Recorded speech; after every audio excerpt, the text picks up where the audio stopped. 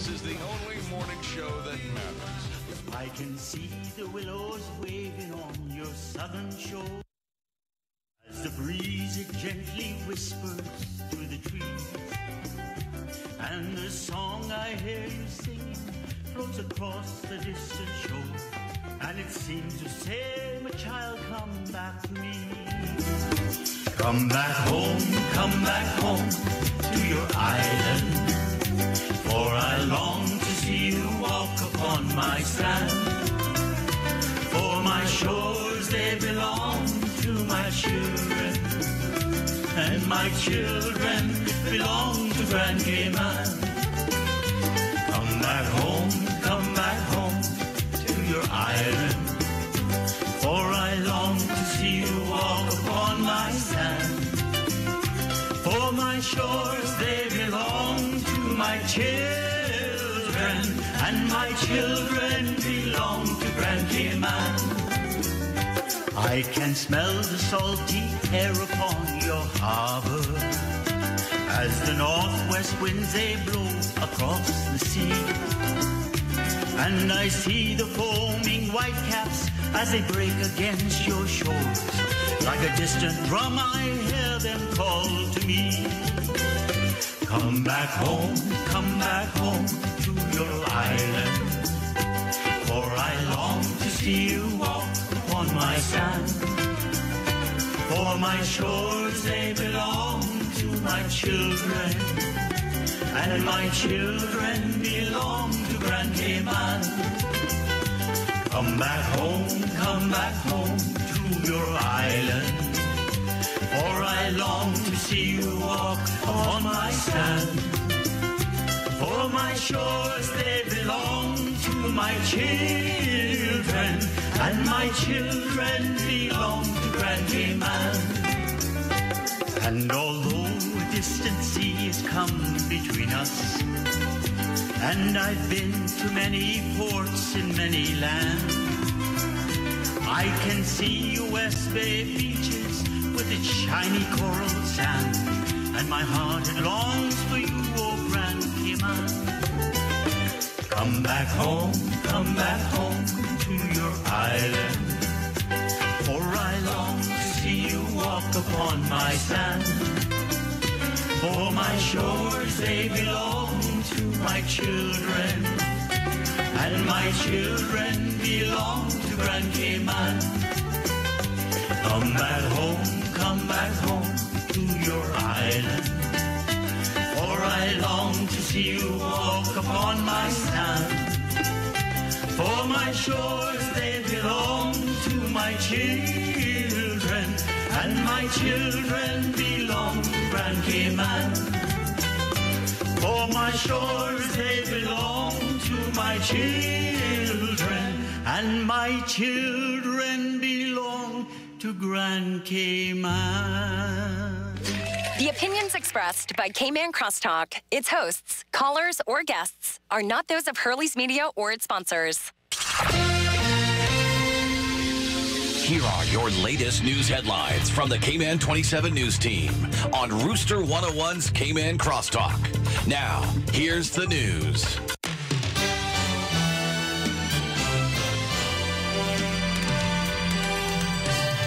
Another water-related death. What's up, everyone? I'm Doug Dodds. Here's today's top stories from the Cayman 27 newsroom. A 68-year-old man is Cayman's 11th water-related death. Now, the incident happened Wednesday morning on 7 Mile Beach. Police say the victim is a Cayman Islands resident. However, they have declined to release his identity. Police say the man was found unresponsive at Public Beach. He was later pronounced dead at the Cayman Islands Hospital. In other news today, a 37-year-old Cayman Brac man has been charged for causing the death of a mother of 3, Sharon Clark. The Jamaican national was killed in a two-vehicle collision back in February on Bright Road when Clark's RAV4 collided with a Honda Integra, and the woman died on the spot. The driver of the Honda Integra has been charged with causing death by dangerous driving and refusing to provide a specimen of blood. He has been bailed and is set to appear in court on November 29th. And finally today, Boddentown MLA Chris Saunders has hit out at government over its failure to sort out garbage collection delays along the island. He's accusing government of using the port project as a distraction from failures at the Department of Environmental Health. The DEH told Cayman Cayman 27, they're working to complete garbage pickup in Grand Cayman communities that were uncollected last week. They say they hope to revert to the regular collection in the upcoming week. For more news on these stories and others, click on Cayman27.ky or watch the news tonight at 6 with a replay at 7. For Hurley's Media, I'm Doug Dodds. Have a great day. Be a part of the conversation on Cayman Crosstalk by calling the Superior Auto Hotline, 233-1019, or message us on the Cayman Crosstalk Facebook page. Now, back to Cayman Crosstalk on Rooster 101 and simulcast live on Cayman 27. Good morning, Cayman, and welcome and happy Friday to all of you. Oh, my goodness gracious, it's the end of the week, and I can't believe that it's just basically a few short days just left of this month. I can't believe it. We're already talking Christmas. Oh, my gosh. And, I mean, Christmas is in the air. People are selling Christmas stuff. People are doing Christmas things. I just can't get over where the time has gone. But I hope that you all are having a wonderful day. And a lot of students, I understand, basically all schools now are on midterm break. And I hope that you parents are having a great time, and those that are flying, safe travels to all of you. Those that are staying on island, you know, there's a lot of great things to do locally as well. And we're going to be talking this morning with some small businesses. And there's a business expo tomorrow. We're going to give you more details of that coming up in the show. And the new town manager for Georgetown. Yes, Georgetown has basically a mayor. We're not calling him mayor, but we're going to call him town manager. And the town manager, we're going to introduce you to him, and the ministry is kind of going to clarify some details as well of the things that have been in kind of bantered around social media as well, that they're going to decimate all the trees in Georgetown. And so we're going to meet the new town manager. I can't wait. This will be the first time I'm going to have Colin in the studios, and I would like you all to know him. He's a pretty cool cat. In addition, we're going to have the Deputy Chief Officer of Ministry of CPI, I think it is, Planning and Investment. I think that's what it is. Commerce, Planning and Investment, CPI. And Deputy Chief Officer Chris, you know, my dear childhood friend. I got to disclose that because it might come across in the conversations a little bit. Tristan Hides will be in the studios as well. And we're also going to have the Royal Cayman Islands Police Service that's going to be coming in. And they're going to be chatting about, you know, crime, how we can help as well. Because, frankly, I'm not sure about you, but I'm concerned about it. I'm a little ticked off about it. And just seeing what is happening. And those whom are doing it, we got a lot of young men, sadly, that are really perpetrating these crimes. We can't use the old thing in and on, or it's not us, you're not us, not our kind. Let me tell you something. We got some problems right here at our doorstep, and we need to make sure that we thwart this as much as possible. We can't have a small group and a small percentage destroy this beautiful island. And so our partnership with Royal Cayman Islands Police Service is to try to build a little bit better relationship, communication, channels, all of these various different things we're going to have.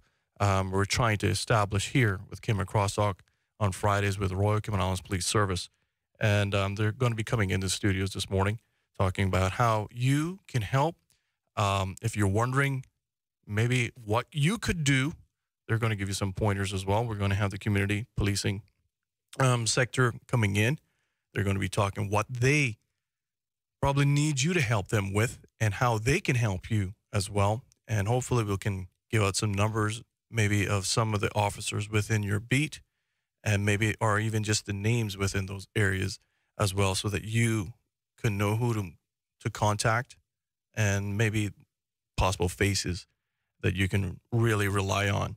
So those things are all on tap. And plus we're going to have the People's Initiative referendum coming on. They're actually going over to the Sister Isles this weekend. And I think they're just going to come and give some details of what they're going to be doing over in the Sister Isles, so Bracas. There's things for you to do, and they haven't left you out of this petition that they're trying to collect signatures of, and they want you to have your voice and have your say as well, because after all, it affects all of us.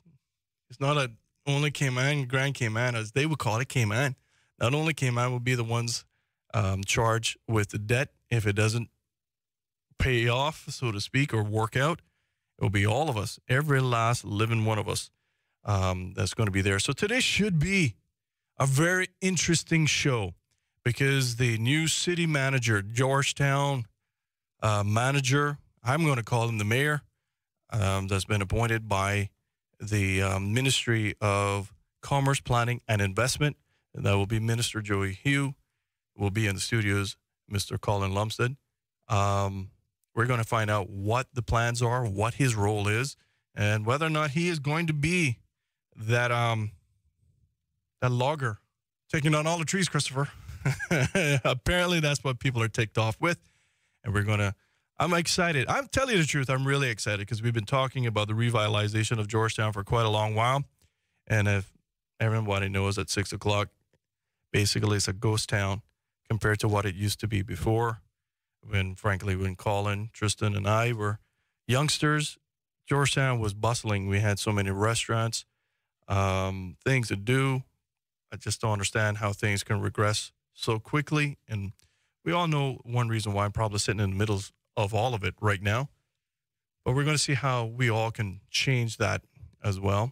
And if there's any changes on the way, I've always wondered, and I'm kind of curious, maybe I can get a question answered today. I will get a question answered today. I believe I will with the deputy chief officer and also the country manager if they finally made various different concessions within the zoning regulations of Georgetown.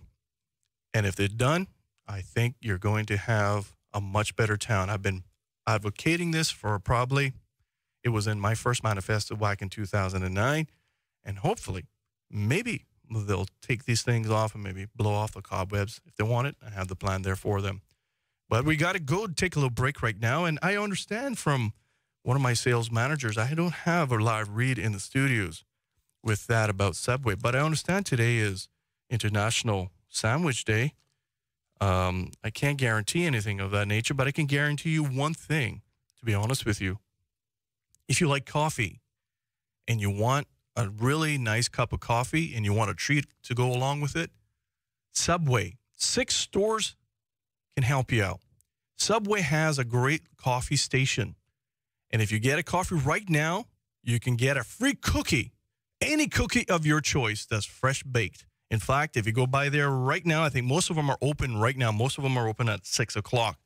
If you go by there right now, you can probably smell the cookies baking. And you just get a free cookie with a coffee at any of the 6 locations right now. That's one thing I can guarantee you. I can't guarantee the live reads. Maybe I'll have that a little later coming in.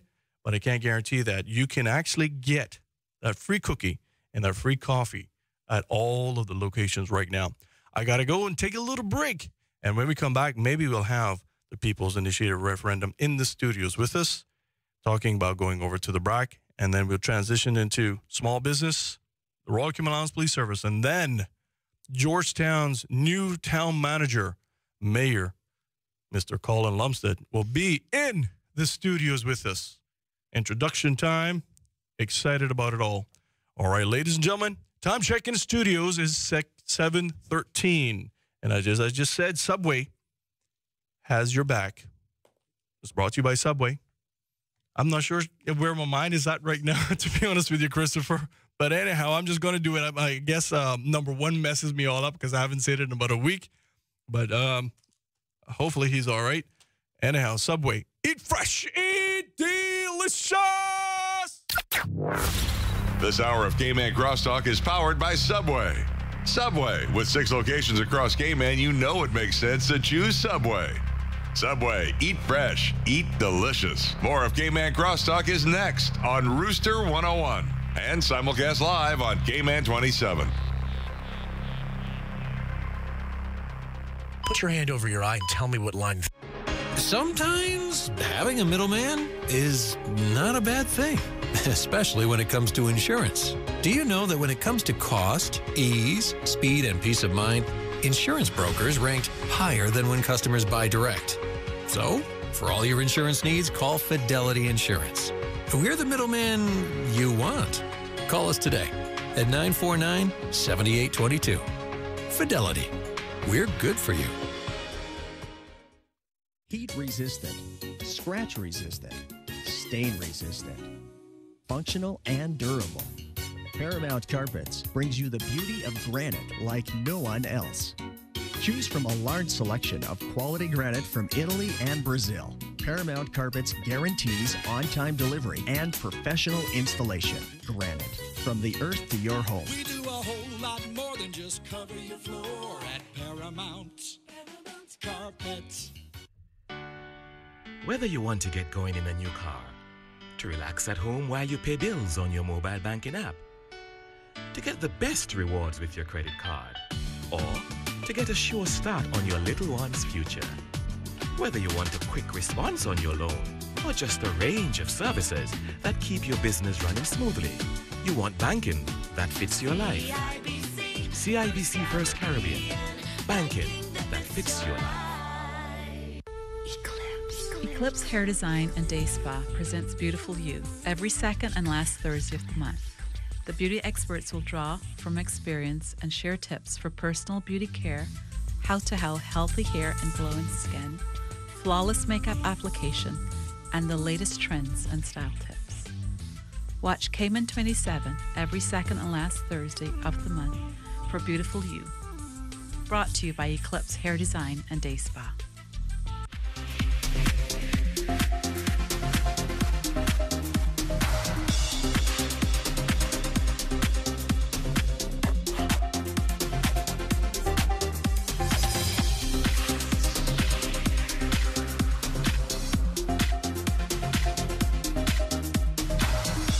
Morning in Porch Day. Happy Friday to all of you. It feels like a Monday for me this morning. I'm not sure whether or not I am on midterm break with my son as well, but you got to excuse me. I am. It seems like the individuals from CPI is not here yet. So since it's a jam-packed show, it's live TV. We just got to go on and move on as quickly as possible. And I'm joined this morning by Owen. And Owen is from the Small Business Organization Association. And I want to say to you, Owen, welcome. Welcome to Cayman Crosstalk. Thank you very much, Woody. Good morning to you. Good morning to the listeners. Well, you know what? If anyone knows me, and I know Don knows this, and I am an advocate. I'm a small business owner as well and have been for the last 20-odd years. And I'm very proud to say that I'm a small business owner. But, Owen, your association represents probably the largest number of individuals employed in the Cayman Islands. You know, Woody, I was actually about to touch on that point. You know, not everybody's going to be an accountant. Not everybody's going to be a lawyer. Not everybody's going to be a banker. And if you look at the Cayman Islands right now, it's the small businesses that provide the majority of employment for Caymanians. Mm-hmm. And as such, you know, as the Business Association, we'd like to be an advocate for that voice. Whilst, you know, of course, we do appreciate, you know, the big companies and the big interests here in the Cayman Islands, small business actually represents one of the largest interests here in the island. However, being the fact that, you know, there are a number of small businesses, they don't usually have one voice. We as the association would like to get everybody together to show that because of how big we are as an interest in the country, that, you know, we need to have that voice. And, you know, that's what we advocate for. And you being a small business owner, as you mentioned, you know, I think do understand the challenges that small businesses do face here in the Cayman Islands. You know, it's unique because, you know, small businesses now, it's not unreasonable for me to think that what's going to happen, Owen, is that you're now competing against the world, literally. And small businesses is going to have to make sure that when you do offer servicing now, that you do so in a way and in a fashion that you can keep employed, because all of us, you're sitting right now with a laptop in front of you, and bricks and mortar businesses are becoming almost a thing of the past, where you got the Amazons, you got everything else, all the various different servicing. You got even online accounting to do everything for you. And those are some of the things that we got to be cognizant of as being small businesses in the Cayman Islands. And I think the government, to be honest with you, The government should start be looking at those aspects of it to keep business flourishing, keep people employed. And there's very different tactics that I hope that the government reads my paper on. But how are you all finding that? How are you all finding to make sure that you stay relevant, you stay competitive? And I know you're doing that by having an expo tomorrow to identify and introduce, if not reintroduce, and also let people know that we are here as a small business organization, and here's the various different servicing, here are the different groups. Maybe I'll speak to all parts of your questions in different thematics. Sure. Firstly, yes, it is a challenge to be in business here, especially competing against some of these larger entities that we have on the island. But to the point of government, I think as an association, we've collaborated pretty well with the government, irrespective of whoever is in power. I think the one thing that all governments have shown here is a willingness to try and get the small business guys into play as well. Because at the end of the day, I think they do realize that, listen, that's the majority of the employment here on the island, irrespective of the big guys here. I think part of our advocacy and our collaboration with government actually helped in terms of, for example, licensing requirements, opening small businesses. Opening a small business 5 years ago, 1,000,001 loopholes. I think now that, we've gone ahead and they've passed, the laws they've amended the laws to the point of where opening a small business is not as difficult as it was before. Small businesses still do face challenges that, maybe sometimes are out of government control. Me as a fisherman in West Bay is going to find it very hard to go to the bank and say, listen, by the way, I'd like a loan to expand my fleet. And this is where, as the Small Business Association, we try to help with that in terms of, business planning or actually, advising our small business owners as to how to achieve those particular goals. And that's maybe the first point you were referring to. As to how we stay competitive, Woody, it's a collaborative effort. If end of the day, as an island, as Caymanians, we don't support our small business owners, well, they will go out of business. That's your neighbor next door to you getting his house foreclosed. Yep. That's your child there not getting a meal for school. So at the same time, we all need to come together to actually make this happen. So, you know what? Yes, go buy from the farmer down the road. No disrespect, Mr. Woody, but, not everything you have to buy from Foster's. You can go down the road to buy, your produce from the farmer's market or from the guy around the corner. I mean, these are the small businesses that sustain us. And so I believe whether you're big, you're small, it's all a collaborative effort. End of the day, even the big businesses do need the small guys too. We are the customers. And if we as customers cannot sustain ourselves, well, guess what, big business? I'm not buying from you either. I don't have the money. So end of the day, it becomes a collaborative effort between government, small business, big business to ensure that the whole island is running as smoothly as it can. And the reason why I brought that up is that with small business being in such a competitive world compared to where, to be honest with you, things have gotten easier in certain aspects, but got more difficult when I first started 20 plus years ago. And I say that to say this is that because of technology, things have gotten a little bit more competitive than they were before because you're kind of isolated here and you can sell services and you can sell goods and whatnot. That much easier because you had more of a captive audience. But one good thing with your association is that those that are getting into the small business arena, your association is a networking of various different minds, different disciplines that you all get together and you network and you share ideas and you help. And I think that's where I wanted to lead to, that it is just not an association just to say I'm a part of an association, but you all try to help each other. And various different ways of, like you said, setting up business plans, making sure that they're implemented. If you're a web designer, maybe you can help Christopher, who is selling clothing, and Christopher can help you sell clothes or help you by maybe giving you a discount on a nice suit. Those are the kind of things that help each other in this kind of market as well. That's really a fantastic point, which I suppose I was getting to at some point. But it is. The collaboration, I think that's the one thing that the association does very well in terms of linking up small businesses, in terms of collaboration and how we can make it happen. And one of my pet projects, having come onto the board, was collaboration. As small business, sometimes we're all fighting for a small piece of the pie. But why can't we get together and get the whole pie? And I think that's really a great point that you bring up there. And to segue into that, tomorrow afternoon, Friday, actually this afternoon. Yeah, this afternoon, evening, you got a nice little cocktail party going on. We have a social going on at Regatta Park, 5:30 onwards.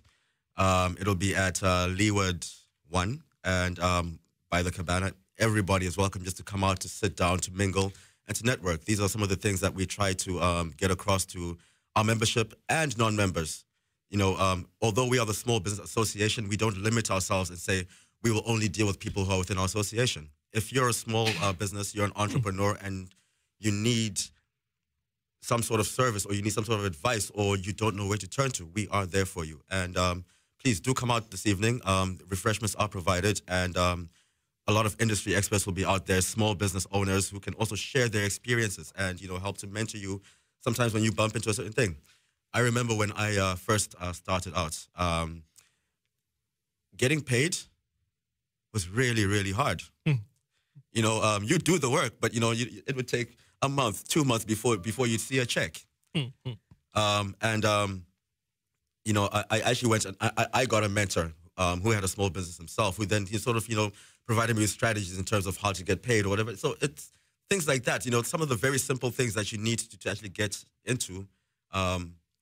There are people there with the expertise and who are more than willing and able to help. I think you as yourself as a business owner understand this, that having been in this, when somebody comes and says, you know what, would you be able to give me advice on this? You're more than willing and more than happy and more than ready to do that. Well, you see, Owen, this is what I want people to know. And I'm glad you touched on it, because a lot of people are fearful to ask for help. And I submit to you, and I say this on a daily basis on the show, you'd be surprised of how many people are willing to actually help you. All you need to simply do is show the initiative and the effort to say, well, you know, Owen, would you be my mentor? And a lot of people are willing to help and give back, but you just need to simply ask. And that's one thing that as a small business owner, with your association being having the same growing pains, so to speak, in the same pains, everyone goes through it somewhere down the line. So if you feel, for example, maybe the doors are shutting in on me and I can't see no way out of it, you get together with your colleagues and your network members within the Small Business Association. And for example, Christopher's over in the corner there, and he says, you know what, hold on. I went through this period at this particular time. Hold fast. This is what we should do, and this is what we need to do to make it sure that we take to the next pay level, the next quarter, whatever it may be, whatever your goal may be. And to me, that is what a small business owner needs. Everyone needs a mentor. Everyone needs a listening ear and someone who cares. And I think when it happens, we have a better society, because in general, I was looking at the statistics through the immigration aspect of it and also those from NWDA. And aggregate, as I said, building up, small businesses employ and feed more families than all of the big businesses combined. That's correct. And that is why this society, if we want to keep it being strong, if we want a straight, good, strong backbone in this society, we all should consider going, servicing, and buying services and goods locally as much as possible. I totally agree. I mean, listen, we touched on this earlier on, right? Not everybody's a banker, a lawyer, an accountant, right? And we look at the number of people coming out of the high schools every year. You know, the local finance industry or the tourism can only absorb so much. Mm-hmm. There is nothing wrong with teaching our children to come out there and be entrepreneurs, to own their own businesses, to go out there and, you know, earn a hard dollar for themselves. So I do totally agree that we have to come together and work it out as best as we can. And the Small Business Association, with the support of government, with the support of private industry, and with the support of our local businesses, at this point has been trying to get that effort moving and rolling. You know, this afternoon, I want you to invite them, but you got an expo going on as well. When we come back from the break, I want you to invite some of the potential, maybe new businesses, maybe established businesses that has been in the market for a little while, and maybe just sitting right now thinking, how can I augment my business a little bit better? How can I make it a little bit more contacts? Because that's all life is all about, is contacts. I don't care what anybody says. It's all about contacts. It's all who you know and what you know and where you can get it. Sometimes it's not what you know, but it's who you know to get it done.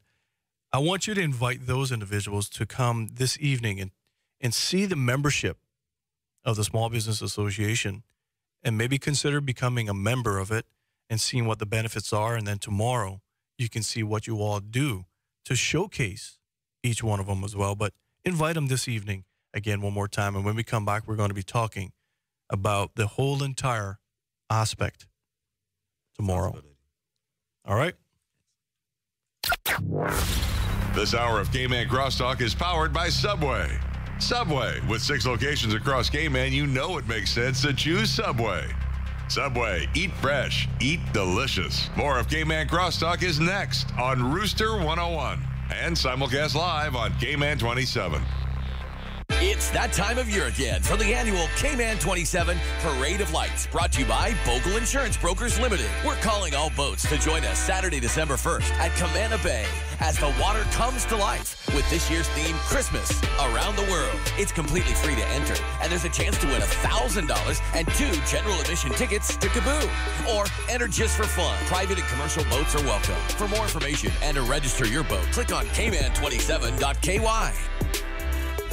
We're not just the most reliable energy service in the Caribbean. Whether it's for your entertainment, lighting a path to your future, or making sure that you and your family are secure, we're there for you when it matters most. Your safety and our reliability are our top priority. We are committed to remaining the #1 utility service in the Caribbean. We are CUC.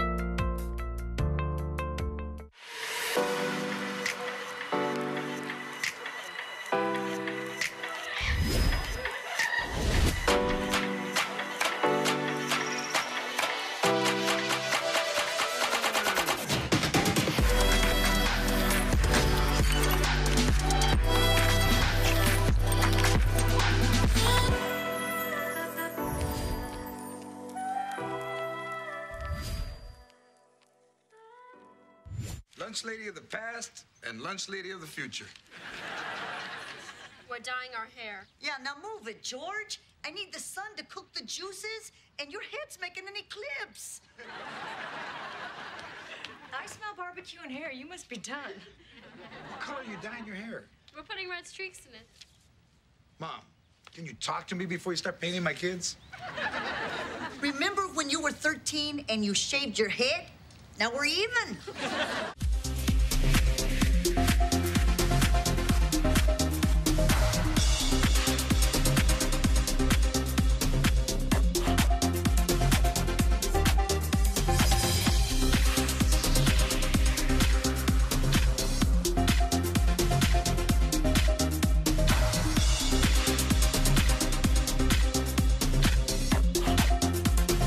Another water-related death. What's up, everyone? I'm Doug Dodds. Here's today's top stories for the Cayman 27 newsroom. A 68-year-old man is Cayman's 11th water-related death. Now, the incident happened Wednesday morning on 7 Mile Beach. Police say the victim is a Cayman Islands resident. However, they have declined to release his identity. Police say the man was found unresponsive at Public Beach. He was later pronounced dead at the Cayman Islands Hospital. In other news today, a 37-year-old Cayman Brac man has been charged for causing the death of a mother of 3, Sharon Clark. The Jamaican national was killed in a 2-vehicle collision back in February on Bright Road when Clark's RAV4 collided with a Honda Integra, and the woman died on the spot. The driver of a Honda Integra has been charged with causing death by dangerous driving and refusing to provide a specimen of blood. He has been bailed and is set to appear in court on November 29th. And finally today, Boddentown MLA Chris Saunders has hit out at government over its failure to sort out garbage collection delays along the island. He's accusing government of using Port Project as a distraction from failures at the Department of Environmental Health. The DEH told Cayman 27 27, they're working to complete garbage pickup in Grand Cayman communities that were uncollected last week. They say they hope to revert to the regular collection in the upcoming week. For more news on these stories and others, click on Cayman27.ky or watch the news tonight at 6 with a replay at 7. For Hurley's Media, I'm Doug Dodds. Have a great day. Be a part of the conversation on Cayman Crosstalk by calling the Superior Auto Hotline, 233-1019, or message us on the Cayman Crosstalk Facebook page. Now, back to Cayman Crosstalk on Rooster 101 and simulcast live on Cayman 27. All right, ladies and gentlemen, and thank you all very much for tuning in. Happy Friday to all of you. Today is going to be a wonderful show. It's jam-packed with great guests and great conversation and wonderful things for all of you to either learn, make business, make money, which is the best part about it all, or just even get introduced to a lot of people. And I just want to let you know the numbers in the studios is 233-1019, and you can also WhatsApp me at 324-1019. That is 324-1019. Or you can email me at caymancrosstalk@hurleysmedia.ky, or go on our Facebook page, which is Cayman Crosstalk. You can post right on the public page there, or if you're a little shy and don't want the 4,900 plus people that follow us on a daily basis to see what you're saying, well, just private message me. I'd be happy to share it with all the guests. One of our guests right now is Owen from the Small Business Association. He's on the board. He's one of the big honchos. And, we're talking about this weekend, because it's a 2-day special kind of a thing, they're going to have a little mixer this afternoon, networking kind of a mixer. And then tomorrow is a big expo. And we want to hear all about that, about the small businesses. And I think undoubtedly, small business is an integral part of any kind of community. And I want you to once again recap this evening, and then talk about tomorrow as well, of when you become a member, what you all do for each other, and this is just one of the events that you all actually help each other with. Okay, so again, let me sort of approach that in two aspects. So, firstly, just as of tonight, and as for what we're doing, this evening, it's from 5:30 to 7:30 p.m. It's Regatta Plaza, Wynwood 3, over on West Bay Road. So we'll have a number of government officials, Cayman Islands Small Business Association members, and then we actually have a guest speaker, Mr. Ralph Lewis, from the Cayman Reporter, and he'll be talking about corporate Cayman to entrepreneurship. So I think if the guys who are out there and our listeners out there on the airwaves do know Mr. Ralph Lewis, and I've known that he's started a number of entities in his sort of business lifetime, and I believe it'll be a very interesting talk as he talks about how he started out, the challenges, and what he's gone out there. It'll be a nice mingler and a great way to segue into tomorrow, which is our Small Business Expo. Well, if I don't mind, if I just want to interject about Ralph. Ralph is a good friend of mine. Ralph also brings a wealth of knowledge in terms of small business and finance. A lot of people may forget that Ralph spent probably close to 30 years. Yes, you're still young, Ralph. You were a young man when you started, but spent close to 30 years. His business life, and, not exactly. His life. And in the finance field, which helped a lot of businesses and small businesses grow. He knows what it takes for you to create a presentation to a lending institution to obtain financing and capital. He's a wealth of knowledge, and I respect him greatly. I just want people to know that. That's another great thing about him, not just opening businesses, but he is also a wonderful financial planner as well. Listeners, you've heard it from Mr. DaCosta himself. Please come out, support us this evening, and let's glean some of this wealth of knowledge that we can get from Mr. Lewis. Well, we got some wonderful contacts already. People want your cell phone number, so I'll get that afterwards, and we'll get your contact details.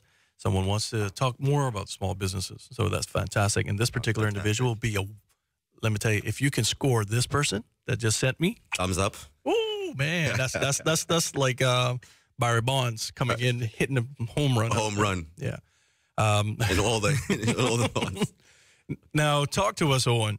This evening is going to be a great mixer down at Safe Haven. You can't really miss it. It's right in the courtyard. It's beautiful. Or the courtyard is right in the middle of all the buildings. You're going to see the flags if you're going down Esserler Tibbetts Highway. and you're just going to see their little flags flying down. Just simply drive right in, walk right through the breezeway. You're going to see it right in the middle. The little mixer there for all of you to really enjoy. You're going to have a great, to be honest with you, keynote speaker this evening, Mr. Ralph Lewis. I have the greatest respect for Ralph. And like I said, a wealth of knowledge for small business people. If you want to know how to really create your finances to, even as a small business person, also gauge what you need to do in terms of financial planning, Ralph is really the man for you. And then tomorrow, talk to us about tomorrow, because I'm excited. I had the great privilege, Owen, of going to your very, very, very, very first expo and speaking at the very first expo. And I will never forget it. It's been a pleasure of mine. It was a privilege as well. And I want you to talk to... Maybe we get you in next year? Well, you know, I'm always here. Always here.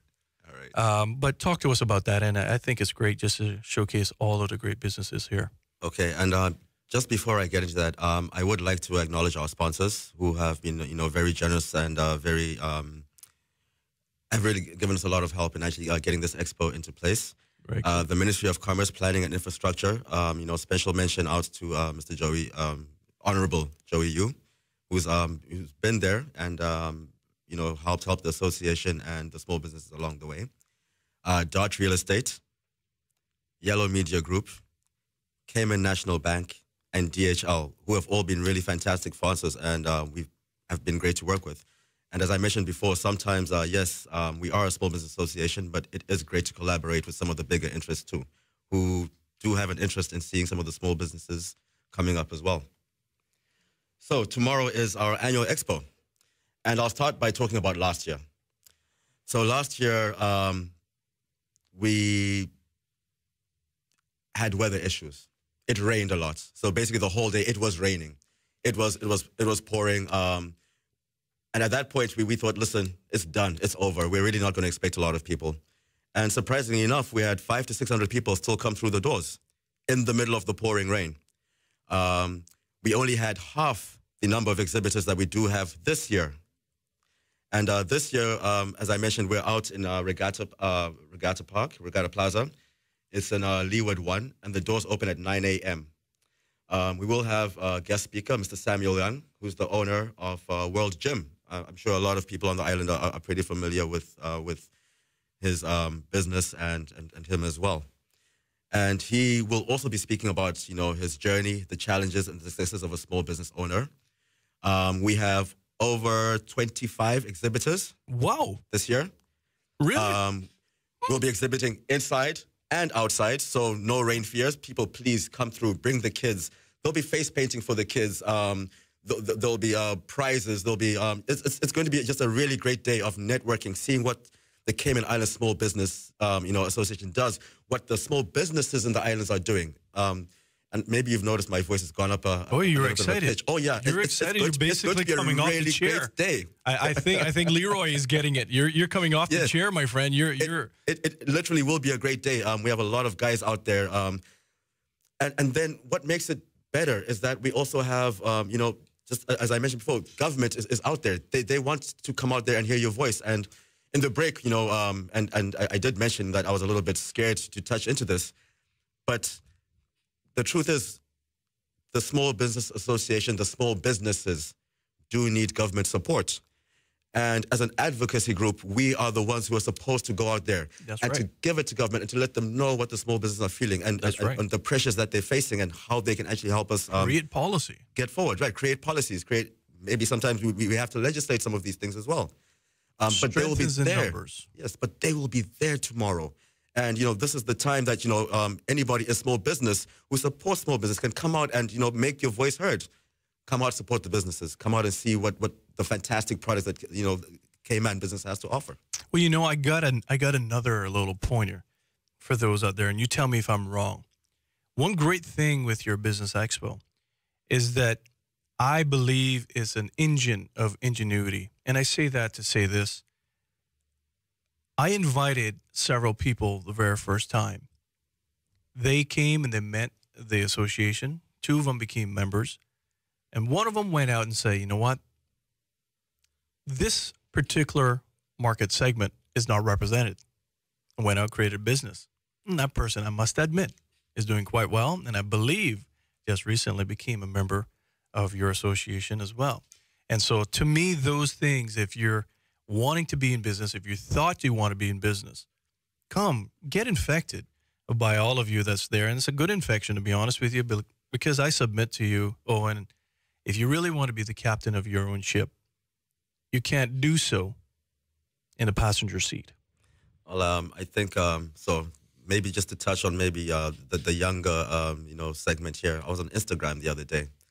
I saw this quote, entrepreneurship is the willingness to work 100 hours for yourself so that you don't work 40 hours for somebody else, you know? It's true. But it's very true. It is fulfilling. End of the day, you are the one who, as you said, is the captain of your ship. And, in these times, of uncertainty, we read the papers of, people losing their houses, foreclosures and this and that. Sometimes to be able to say, listen, I am guiding my ship this particular way. It's by the sweat of my brow that I will get by. It's very satisfying, not having to rely on somebody else to live. Mm-hmm. Is something spectacular. And I say that not to put down employment at all, because, hey, if you get yourself... Well, you're employing people. Hey, get yourself a great job. Get yourself a great job and live. That's fantastic. But, as I mentioned before, I also worry for our kids coming out of high school. Yes. Who sometimes run out of options. Yeah. And entrepreneurship is an option. That hobby, if you like fishing, you can actually establish your own fleet. Well, these are the possibilities that we want to bring to them. Like, listen, not everything is hard and dry and cut and fast. You have the options, and we're out there. And as an association, we're there to try to help to develop that and to do it. Listen, if you don't have accounting skills, come, we'll mentor you. We'll push you in the right direction. If you don't have business planning skills, we will do that. But if you have the passion and the know, and you're ready to sacrifice and go out there and take what's yours, as an association, we will go with you all the way. The thing with it is, I got to take a little break right now, but I submit to you, Owen, that small business is usually the incubator for the next entrepreneur. And small business typically should be the first jobs for school leavers as well. And that is why, to me, it's Uber. And I'll underscore that word. It was a small company and then now became a global juggernaut. But it's uber important of why government has to create policies and initiatives and support for small businesses. I will submit to you, Woody. No company started as a big company. They all started small and expanded. So, as you say, small business is the incubator. And yes, I totally agree with you. We really have to pay particular focus to our small businesses. And before we go for this break, tomorrow, when, where, what time, and how you can do it, and if there is a cost to it, because I like the cost of this one, to be honest with you. The cost is fantastic for this. So listen, value for money, free. See, that's my favorite four-letter word. Free. And you can win prizes, and their refreshments provided. CISPA Small Business Expo on tomorrow, Saturday, Leeward, Park 1, Regatta Plaza. Doors open at 9 a.m. We're going all the way until 4 p.m., 5 p.m. if the crowds permit. People, please come out. Come support Cayman Small Business. And bring your business card, or just bring an open mind and heart as well. And right now, I'm going to do a little promotion for all of you. And I see Owen actually has a coffee in his hand. Owen, if you like coffee and you need coffee to help you go, well, Subway has 6 stores that can help you. As far as East End, right down to West Bay and everything in between. But when you go in and get a Subway coffee, do you know what they will give you with your cup of coffee? Actually, no, I'm not aware. Well, I'm going to let you know. They will give you, my friend, a free cookie. A free cookie with a cup of coffee. Your choice of a free cookie, fresh baked, if you go there bright and early. Sometimes, if I wish I could, I can make cookies. You know that macadamia nut is my favorite. I know, Miss Georgette, you're smacking me right now, but macadamia nut is my favorite. But remember, Subway. Oh, that strawberry cheesecake cookie is pretty good, too. Oh, yeah, that's my son's favorite. Yeah. A little bit too sweet for me. I'm too sweet as it is. So. No more sweet nut. Christopher, he's like that idiot. Remember, Subway sells coffee, too. And right now, you can get a free cookie with your choice of your choice with a free, with a cup of coffee. You can get a free cookie if you buy a coffee with them. 6 locations. And what they've done, they have opened 2 stores to serve you even better. Oh, and they have 1 store that's open, 2 stores that are open 24/7, but one in West Bay at Centennial Towers, the other one in Central Georgetown at Anderson Square. Subway. Eat fresh. Eat delicious. This hour of Cayman Crosstalk is powered by Subway. Subway, with 6 locations across Cayman, you know it makes sense to choose Subway. Subway, eat fresh, eat delicious. More of Cayman Crosstalk is next on Rooster 101 and simulcast live on Cayman 27. It's a beautiful planet, and right now you can see it right here on Cayman 27. In this series, we'll travel to some of the most fascinating places as we explore the UNESCO heritage sites found around the world. From Stonehenge to the Grand Canyon, there are thousands of sites that will leave you in awe. Beautiful Planet is a series that will take a closer look into these wonders of the world. Join us to witness this beautiful planet.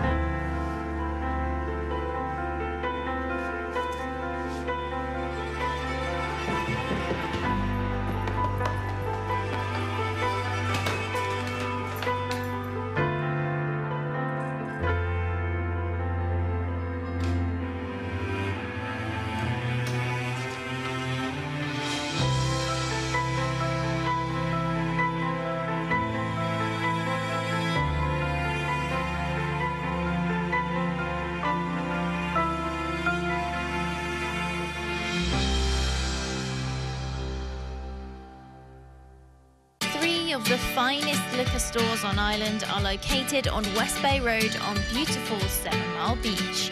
Tortuga Fine Wines and Spirits Governors Square, the greenery near the Strand, and 7 Mile Shops Plaza. Tortuga Fine Wines and Spirits boasts the widest selection and even offers free wine and spirit tastings at all 7 Mile Beach locations every Friday from 5 till 7 p.m. Family owned and operated since 1984.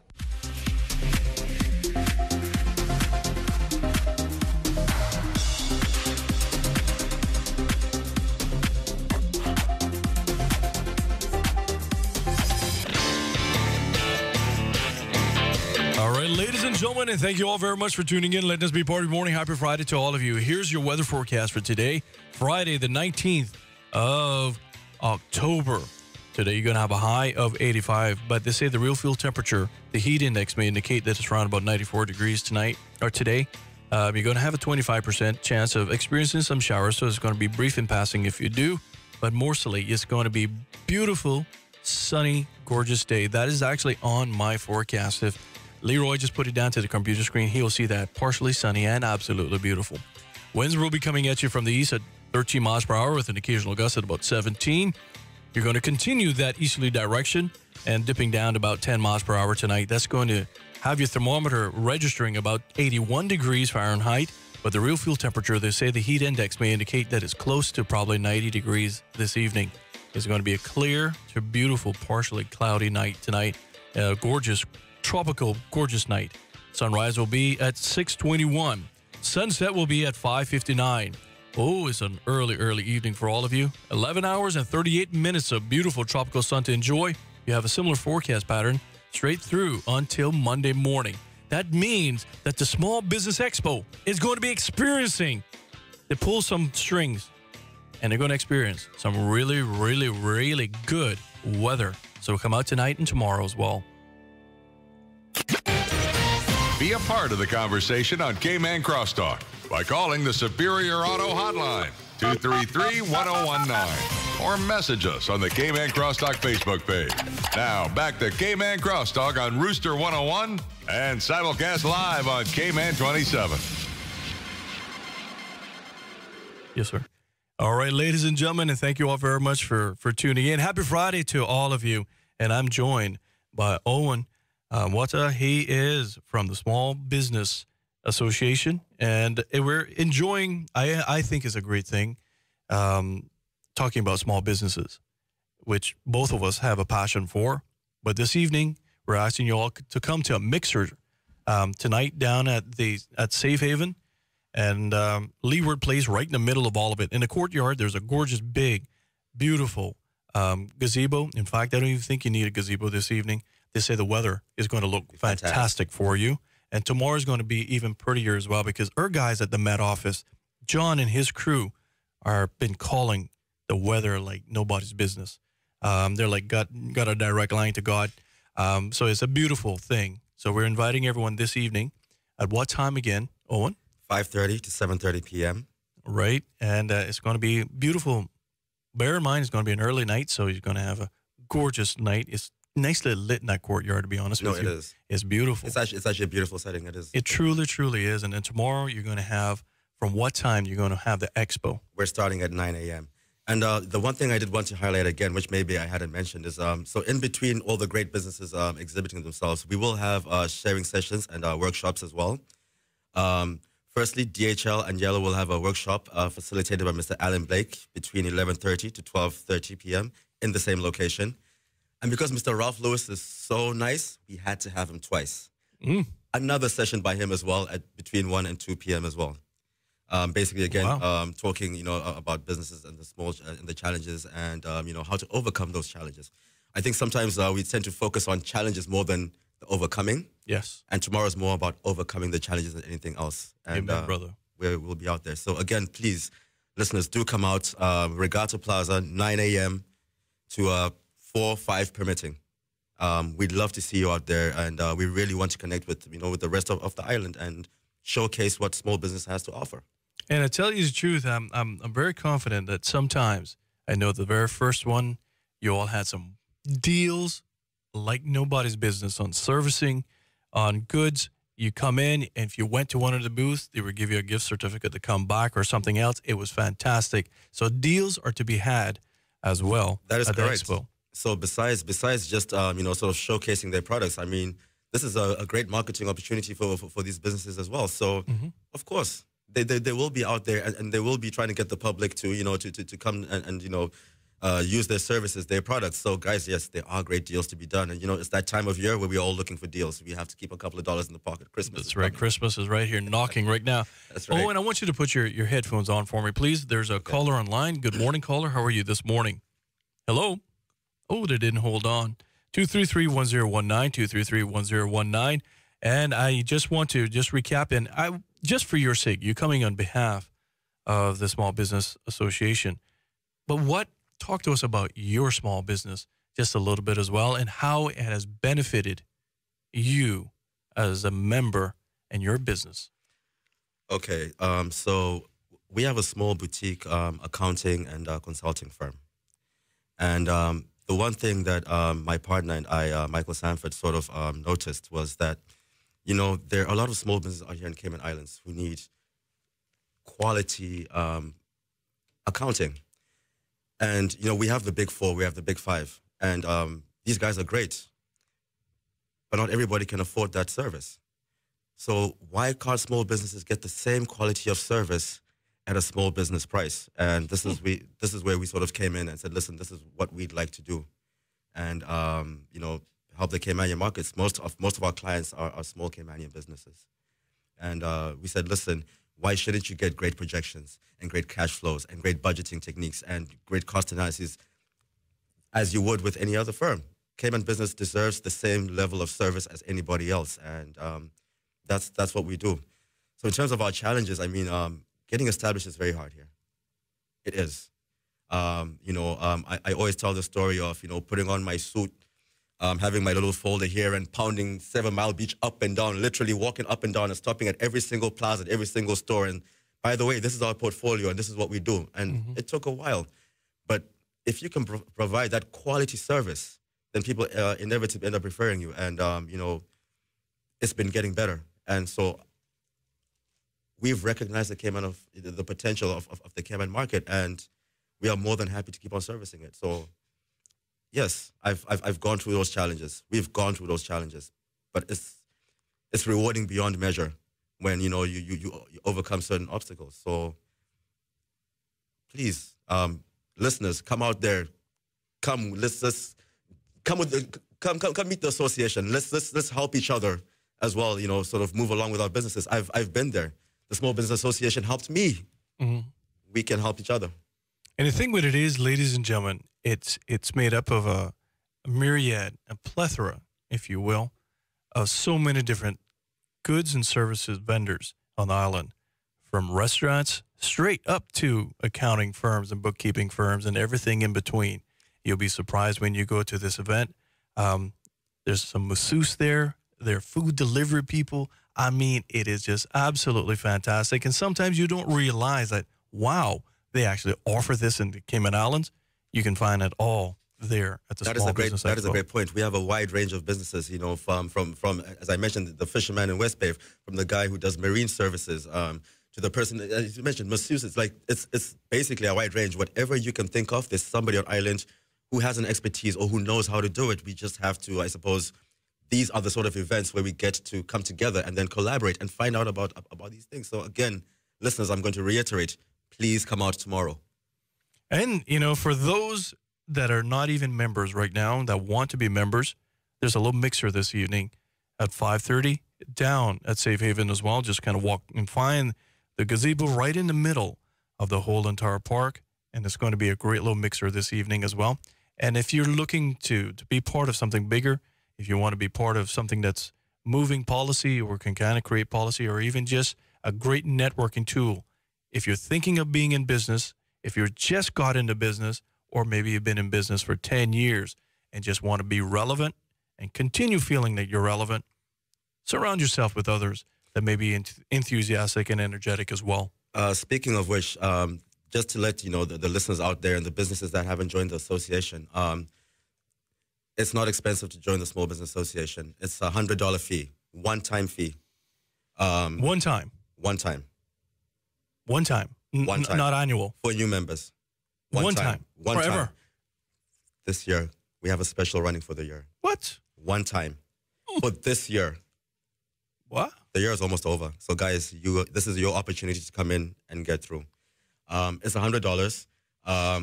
We provide a myriad of benefits, and I think we basically touched on a lot of them in terms of our advocacy, marketing, and so forth. So, we really look forward to tomorrow, and we really want people to come out.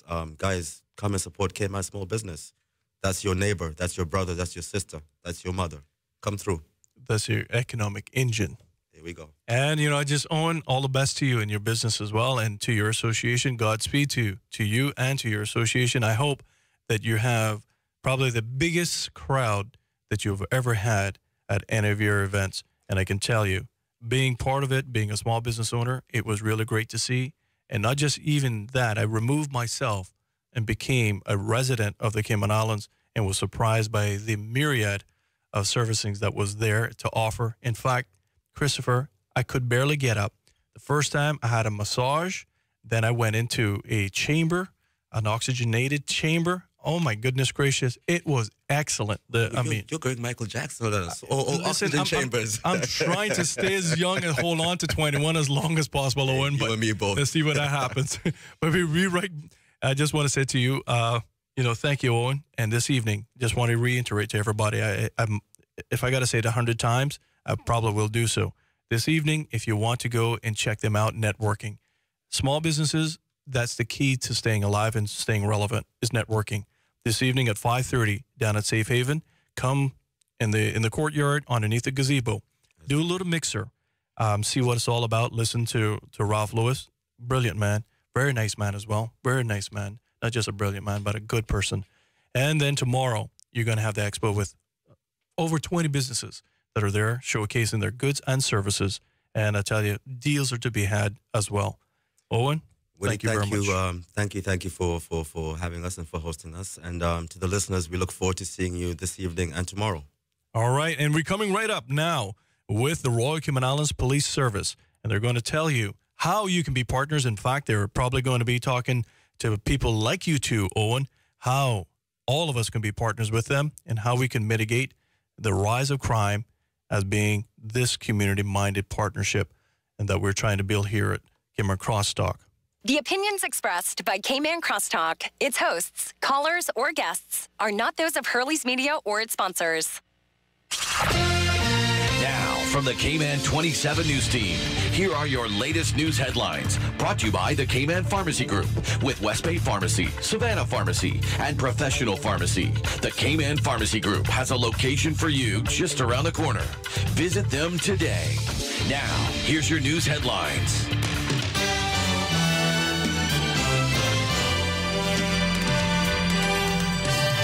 Another water-related death. What's up, everyone? I'm Doug Dodds. Here's today's top stories for the Cayman 27 newsroom. A 68-year-old man is Cayman's 11th water-related death. Now, the incident happened Wednesday morning on 7 Mile Beach. Police say the victim is a Cayman Islands resident. However, they have declined to release his identity. Police say the man was found unresponsive at Public Beach. He was later pronounced dead at the Cayman Islands Hospital. In other news today, a 37-year-old Cayman Brac man has been charged for causing the death of a mother of 3, Sharon Clark. The Jamaican national was killed in a 2-vehicle collision back in February on Bright Road when Clark's RAV4 collided with a Honda Integra, and the woman died on the spot. The driver of the Honda Integra has been charged with causing death by dangerous driving and refusing to provide a specimen of blood. He has been bailed and is set to appear in court on November 29th. And finally today, Boddentown MLA Chris Saunders has hit out at government over its failure to sort out garbage collection delays along the island. He's accusing government of using a port project as a distraction from failures at the Department of Environmental Health. The DEH told Cayman 27 they're working to complete garbage pickup in Grand Cayman communities that were uncollected last week. They say they hope to revert to the regular collection in the upcoming week. For more news on these stories and others, click on Cayman27.ky or watch the news tonight at 6 with a replay at 7. For Hurley's Media, I'm Doug Dodds. Have a great day.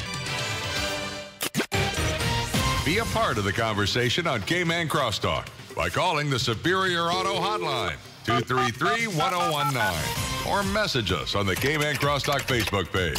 Now, back to Cayman Crosstalk on Rooster 101 and simulcast live on Cayman 27. More of Cayman Crosstalk on Rooster 101 and live on Cayman 27 is next. Ladies and gentlemen, thank you all very much for tuning in. And I tell you the truth, I'm going to enjoy this show this morning because I have, one of my favorite police officers in the studios. And every time I see him, there's an old thing. One of my favorite movies is The Godfather. It's kind of ironic because they're police and Godfather's there. But every time I see it, I look at this gentleman and I remember there's one particular line where they go, "But I thought you left." No, they keep sucking me back in. And PC, Jody is here with us this morning as well. And we also have another great sergeant along with us. And PC, I want you to introduce our wonderful cadre of officers this morning. Absolutely, Woody. Good morning, everyone. We are here this morning to talk about our community policing officers and the neighborhood watch programs that we've been initiating island-wide. And with us today is Inspector Courtney Miles, who is in charge of the Community Policing Department, and Sergeant Pumpy, who is in charge of the Boddentown area. And one of the reasons why Sergeant Pumpy is here is because the most success that we've had with neighborhood policing is in Boddentown area. And so we want to kind of give his perspective on how he's doing things and why his area is so successful in terms of community policing. Well, I'm glad to hear that because you all live it on a daily basis. You all get the updates from Gold Command, and I would imagine whatever happened the day before and the night before. And we get it here, sadly, through all of you. I just want to say, Inspect, you all got probably one of the best media relations team that you ever had.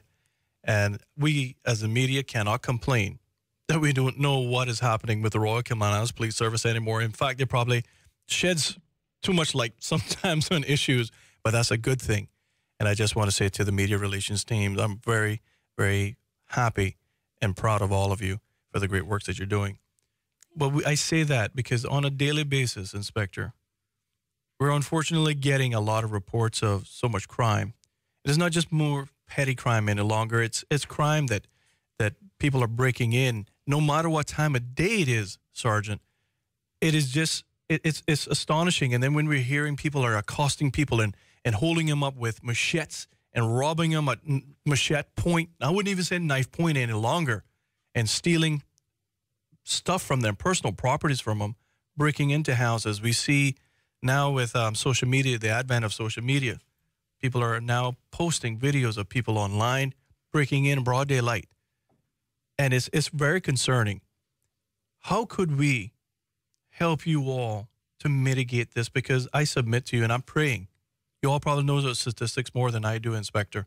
But I'm praying that it's a small core group of individuals, that for the larger part of it, we have a great membership of this community. But there's a small core group that is just playing ram shot around all of us. That's just, that if we work together, I submit, we work together, we can probably thwart it and mitigate it as much as possible. You can't be everywhere, but we can. Good morning to the listening public. Good morning to you, Woody. This morning is I would say it's going to be a very informal session, because we will be speaking about what we have achieved through working with the public in the communities. And we have reaped some success. And I just want to say to the listening public that if we all work together, it's paramount that we work together to change the minds of persons within the community in fostering a better working relationship. At the same time, building a safer community for you and I to live in. And I can say that the Community Police Department appreciates working with you, the publics, in particular in areas that we have in the past that was having various problems. We have been able to got in there, work with the public to reduce the level of crime and fear. And as the show progresses this morning, we will be giving you all some stats as to over the year what has happened and when compared to the previous year. And you will see from the stats that since the Community Police Department has been rejuvenated, that we have been able to reduce crime and fear within the various districts. And I would ask that when you get to that stage, that Sergeant Pompey or PC Powery will give us a brief overview as to what the stats look like. But I just want to say that at the Community Police Department, we are eager to get into work communities and to work with the public, informing community watches. And we're at a time of the year that we're now approaching the festive seasons. So we want to ensure that we can have a extremely peaceful and safe upcoming holidays. So we'll be very active on the roads and within the communities, not only from a community perspective, but also from a traffic perspective. Mm. We do work very closely with the traffic management department. You know, I'm glad you say that, and I just want to say to the upper level management like you within the Royal Cayman Islands Police Service, thank you all very much for allowing, for example, PC Powery and your media crew and others to come on to the show every Friday and almost every Friday.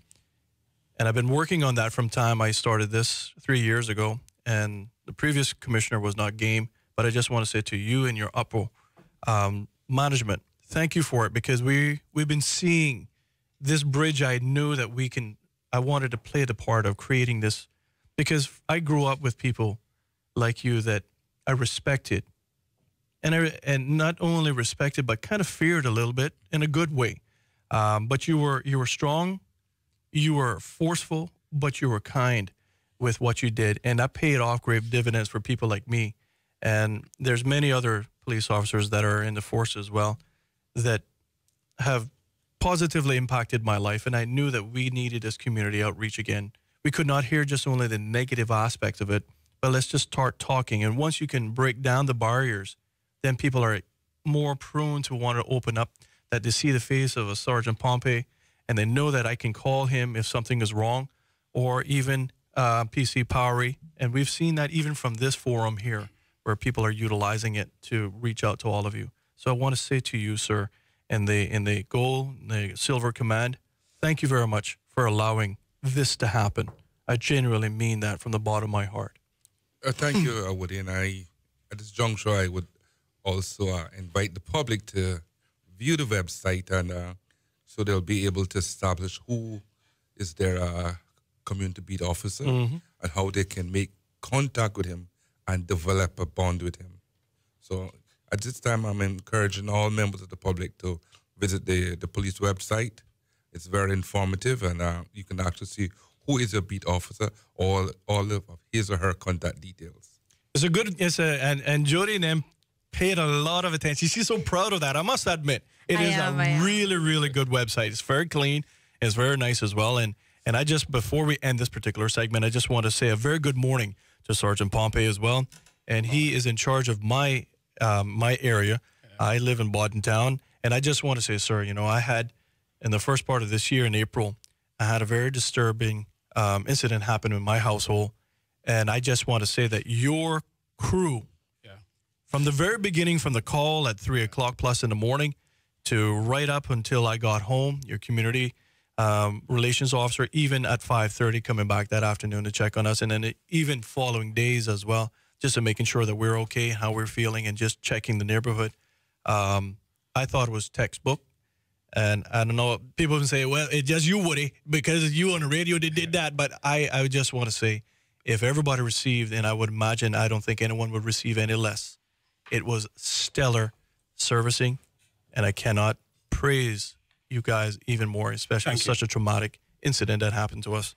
Yeah, thanks, Woody. And one of the things is, as a supervisor there, you find most of the time I'm in office, but sometimes I go out on the street just by myself to get a feedback of the general public in the community of Town. And the feedback is overwhelming in that people see the officers, they communicate with the officers. And this is something that I preach every day to the community, to the beat officers. I know in your case where even after the incident, the officer keep going back just as a follow-up. Yes. And the reassurance to the police is what really counts. People underestimate community policing. But if you sit down to study community policing, you will see the success that any country, any island have when you have a strong community policing. Agreed. And I've been in the community policing unit for pretty much almost all of my career here in the Cayman Islands. And I can tell you, every day we are seeing new things coming up. And the thing is, as a community officer, you have to be able to think ahead of the criminal. You have to be able to understand what is really my role. My role as the community officer is to bridge the gap between the community and the police. Not everybody loves the police. And you know there are some people who would criticize the police even when they're doing something good. So how do we get to that stage where people would understand community policing is the way to go? And one of the things that we have done successfully in Town is communication, and that is establishing neighborhood watch programs. Because what you find happening with neighborhood, and I'll jump directly to neighborhood because people will say it's your baby or it's something that I have a passion for, is because when you come to neighborhood watch programs, you kind of get this sense of somebody's there for you. The police can't be there every day. One of the things that I preach is when I am in my bed sleeping as the officer, you have got to look to see who is coming into your house. I can't. A lot of time, it's more a reactive from the police side where I have to come after. But when you have communities that come together as a unit, as a team, as a community neighborhood watch, then you know that you're not just looking for yourselves, but you're looking out for each other. And it's been a very, very successful journey when it comes to neighborhood watch in the Bontown community. Well, you know, I'm glad that you touched on that, because I want to maybe speak to some other or all other members that maybe not a part of it and see what successes that you realized, not only with your officers. I don't think your officers in Bontown is any special, more special than those in Georgetown, Northside, East End, West Bay. But the community, as you were saying, makes a difference. Yeah. And how we can take some of those wins and some of those positives that you have recognized over the years and translate that over the air to those that may be thinking in their neighborhoods, look, maybe I can easily do that. I can start that off myself, and then I can get all of us, because it only takes one spark to really start a good fire. That's true. That's true. So we'll be right back after this short little break. More of Cayman Crosstalk on Rooster 101 and live on Cayman 27 is next. It's the $7.99. Attention viewers of Cayman 27, the Truth of God television program with Pastor Gino Jennings of the First Church of Our Lord Jesus Christ can now be seen exclusively in the Cayman Islands on this channel every Sunday morning at 10:30 a.m. You won't want to miss the dynamic preaching and teachings of Pastor Jennings as he speaks the truth from God's Holy Bible. Tune in every Sunday morning at 10:30 a.m. for the 1-hour broadcast of the Truth of God with Pastor Gino Jennings exclusively on Cayman 27. Cayman Informed. We do a whole lot more than just cover your floor at Paramount. Carpet, any style, carpet or tile, insulation and drywall too. Everything's beautiful, come and see. The Paramount name means quality. It'll be a brand new world under your feet. We do a whole lot more than just cover your floor at Paramount. Carpet. Dynafroze, Dragon's Revenge.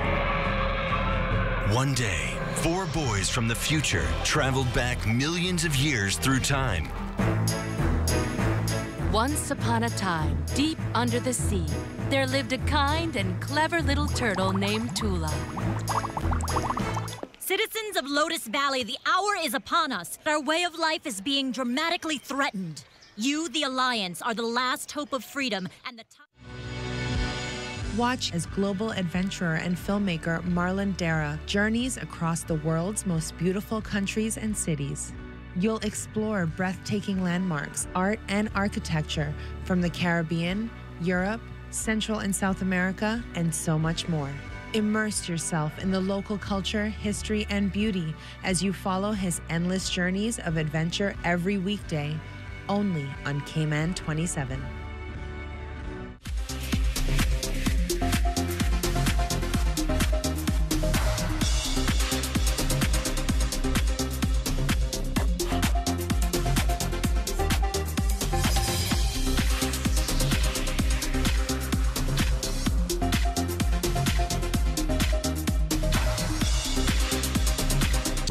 Have Inspector Courtney Miles. They sucked him back in, which is a good thing for the Cayman Islands. And in addition to that, we also have Sergeant Pompey is killing himself laughing. Jody's normally killing herself laughing at me. She just looks at my face and laughs, but Sergeant Pompey thought that was funny just now. But, you know, we're talking community policing, and we see, you know, frankly, burglaries seem to be an issue that most people are afraid of. And to be honest with you, until you've been burgled, you don't realize how impactful and how intrusive it is in your life. Not only on your safe space, your respite, so to speak, but on your psyche. Because then you're always now thinking, well, what is going to happen? Are they going to come back, or where the vulnerabilities are? So Jody, talk to us about this, because this seems to be an increasing issue. And I remember last year when you all came on, you all were concerned. Because I remember, I think it was you that said it. You say, you know what, Christmas time, criminals need to do Christmas shopping too. Yeah, they do. They do. I did absolutely say that. Yeah, Christmas time is coming up, and we do have to be extra vigilant. And not just Christmas time, but Pirates Week is coming up, and everybody's gonna be out of their homes and at these Heritage Weeks events, and the homes are gonna be left vulnerable. And you're absolutely right. When your house is burgled, your house is where you feel the safest, and when that is intruded upon, you have a sense of insecurity in your own home. And there's no way to get rid of that except for with time and with taking steps and measures to ensure that that doesn't happen again. And I say that to say this. Since the revamping, as I like to call it, of the community policing department, we've found certain things to have changed in terms of crime. So criminal trespass is an offense that would affect the home or your yards or whatever the case may be. That has up to about a 20% reduction in the last year. And burglaries, as we were discussing just now, is also one of the things that have been reduced in the last year. So from January to date last year and January to date this year. And in Bordentown in particular, where we have how many neighborhood watches in Bordentown? So we have 14 active neighborhood watch programs going on right now in Bordentown. And with that 14, Woody, last year up to October 18, 2017, there was 117 recorded burglaries in Bordentown. It was pretty bad. It was pretty bad. Bordentown was hit really bad last year. And this year, the record is 65. And that cumulative 117 and 65 is attempted burglary and burglaries as well, and aggravated burglaries. Wow.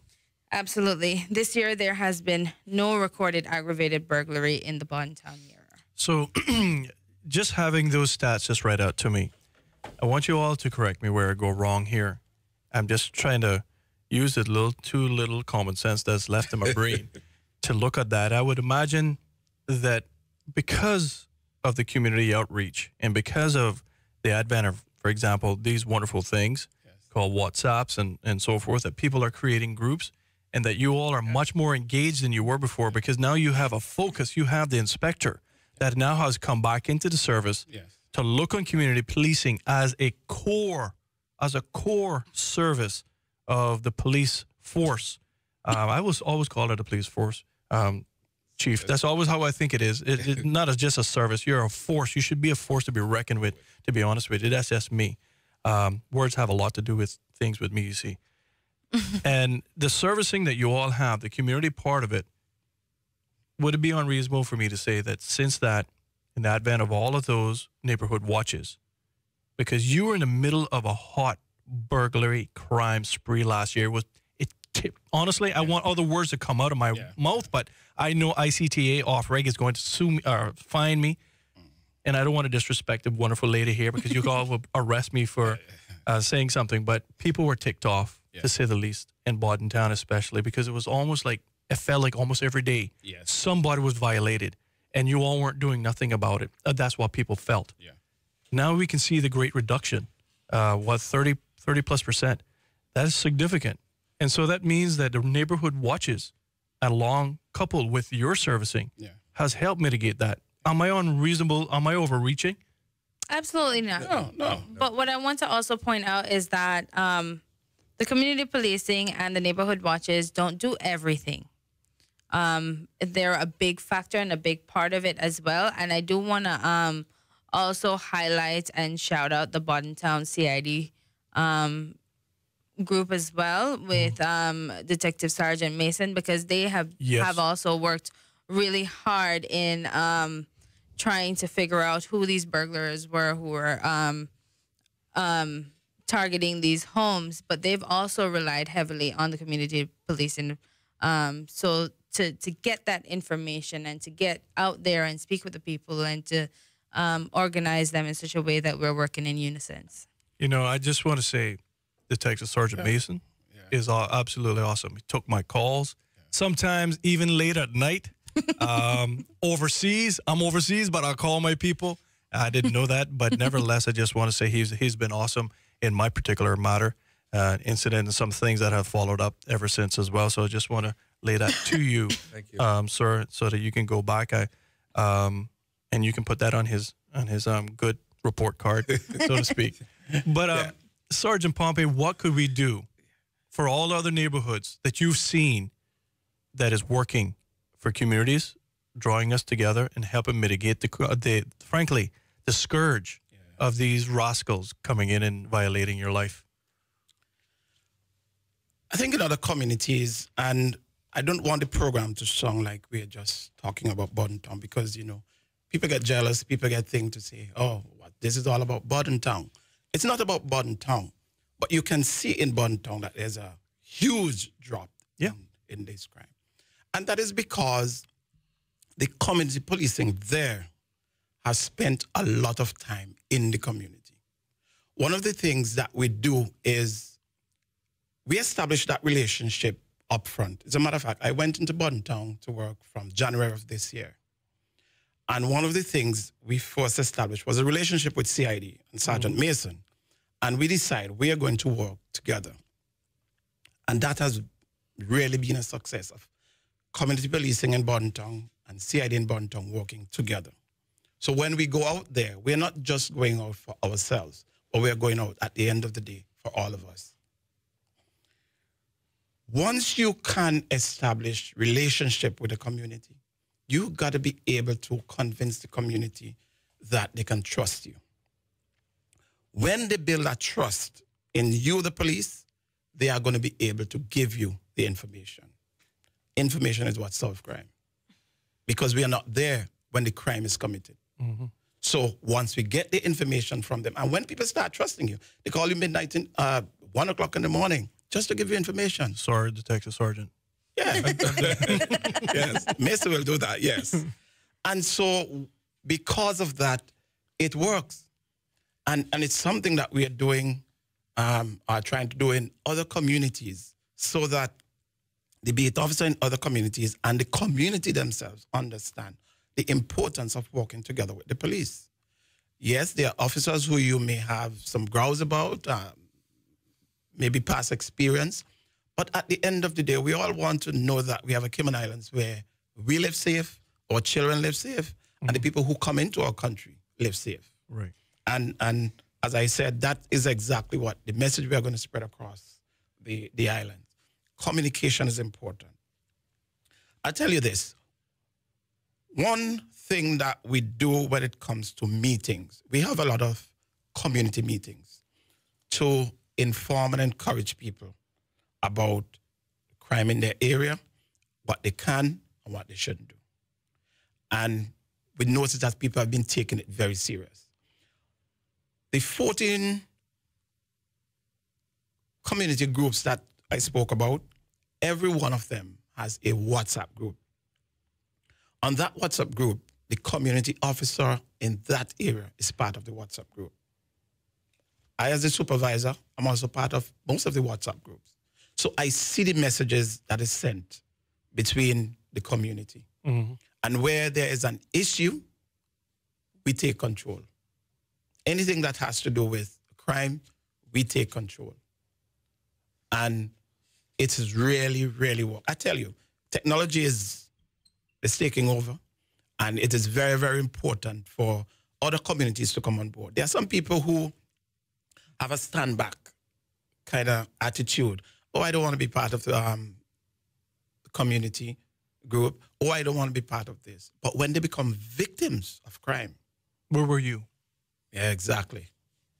And that's one of the challenges that we face, not just in Borden Town, but in other communities, because I've gone to other communities to help officers to establish neighborhood watch. And when you sit in a meeting, those are the people who step back. I don't want to be part of this because it's nobody ever burgled my house, and that's what they say. But when they become victims of crime, they think that they should have you right there and then. I'm not going to lie to you. For I lived in my house for close to 12 years. And I tell you the truth, I'm saying this straight up. Yeah. Coming from West Bay, if they didn't burgle me or take something the day before, it must have been raining, right? To go to Town that I can leave things on my front porch and no one touched anything for 12 years, I took my guard down a little bit. And then when it happened to me, especially with someone in your house at 3 o'clock in the morning, it terrorizes you. It still affects my family unit till today. And until it happens, you really don't realize how violated you are, not just of your personal sanctity or your space, but your person, your psyche. All of those things are affected by it. And I would say to everyone out there, don't put your guards down. Unfortunately, criminals are just that. That's why you call them criminals. They don't care for the rules and regulations all of us live by. You all are there to enforce and to make sure that those ones are going to be those that break the law and willfully breaking the law are going to be punished. And that's where it is. But like you said, you're not going to be there when it happens. Usually you come right after. Yes. And information is going to make sure that that individual is going to be thwarted and that hopefully it never happens again. And that's the hope that I all have. And if you haven't done it, maybe you just be that spark. Maybe you just be that little flint that starts the fire and you be the one that creates the community outreach group. Go online, as the inspector said. The community policing website is pretty cool. If not, just simply write to them. They have an email there, info, and Jody and them look on that on a daily basis, multiple times a day. If you want any information, if you want to find out what numbers are for example, poor old inspector, they got his face up there along with his number. That poor boy, child, he can't escape. So they can call him all the time. But others as well, if you don't have a number or a face for any community police of your area, just simply email them on the website. It's quite easy. It's a very easy website to navigate. Just go to www.rcips.ky.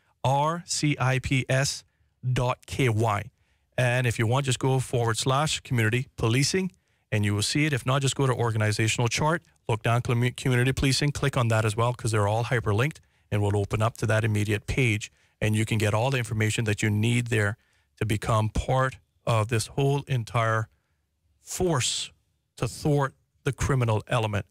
Before we leave, Inspector, one of our Facebookers is asking the question, we're going through this cull right now for iguanas and so forth, right? The question is asked, and they don't want you to come and arrest them for anything of that nature, but they wouldn't mind being part of the cull. And today's the last day, ladies and gentlemen, for that cull as well. I'll give you more information. But they said, could you ask the Royal Cayman Islands Police approximately how long would it take to get a license for an air rifle so that they can be part of the cull?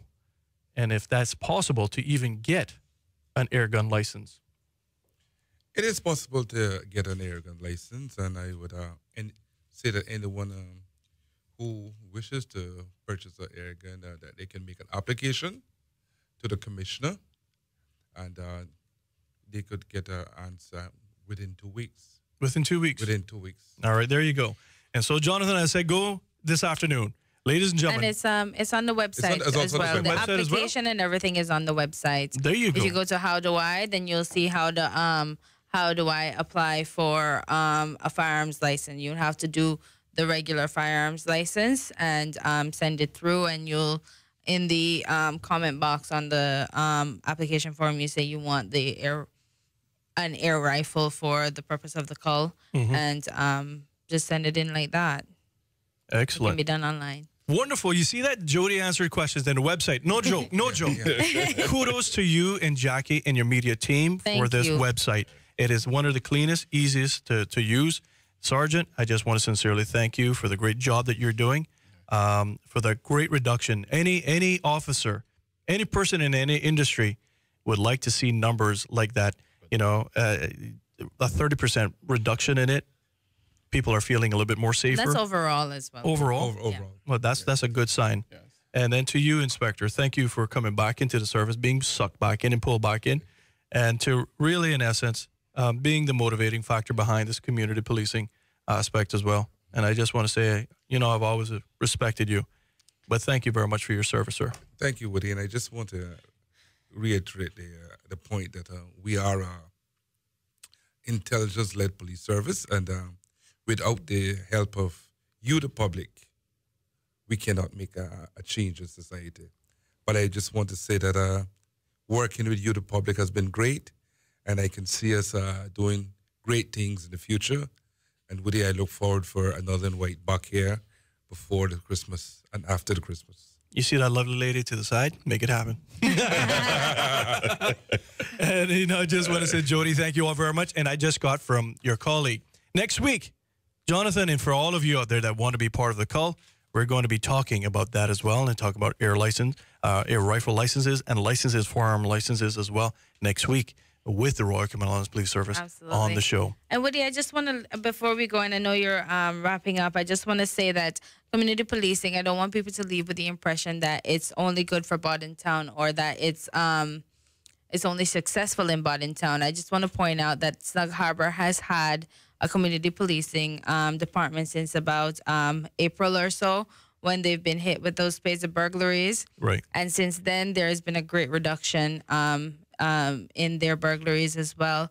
And also want to highlight the Prospect Community Group, which is a really good community group. It's been established for a really long time. Inspector over here is a part of that group, and it's been successful for a number of years now. Excellent. And yeah, Sabrina is one of those. Absolutely, Ms. Turner is wonderful. Yeah, she's like a little juggernaut down there. I really, criminals, I'm going to leave you with this because we got to go, I guess, to your break.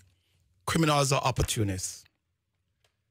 We cannot take the desire and ability from a criminal. One thing we can do, though, is reduce the opportunity for him or her committing another crime. Absolutely. Excellent. Excellent. And for those, I just want to say we're going to have the head of the Security and Licensing Department will be on for firearm licensing next week. So, Jonathan, you all tune in.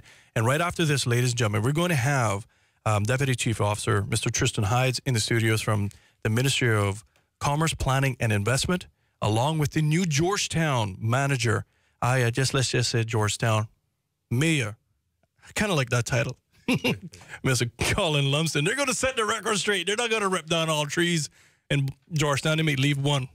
More of Cayman Crosstalk on Rooster 101 and live on Cayman 27 is next. The Copper Penny. It's been around for 150 years. Have you heard? They have new daily meal deals at Popeyes. A different meal with sides every day of the week for the same price of just $3.99. Monday is chicken soup with rice. Tuesday for the chicken bowl. 2 tenders on Wednesday. A loaded chicken wrap on Thursday. It's all about that shrimp on Friday. Chicken nuggets to start the weekend. And the mixed 2-piece to finish. The new daily meal deals from Popeyes. A different meal every day, served with the world-famous best dressed chicken for only $3.99. Only at Popeyes, Louisiana Kitchen on Eastern Avenue.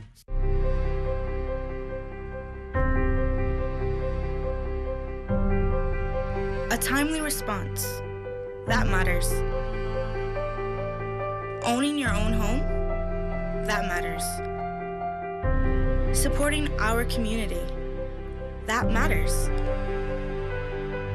When your child smiles, that matters. Good encounters, great experiences. It matters at Cayman National. Get ready to laugh as TV's funniest hidden camera show will have you in stitches.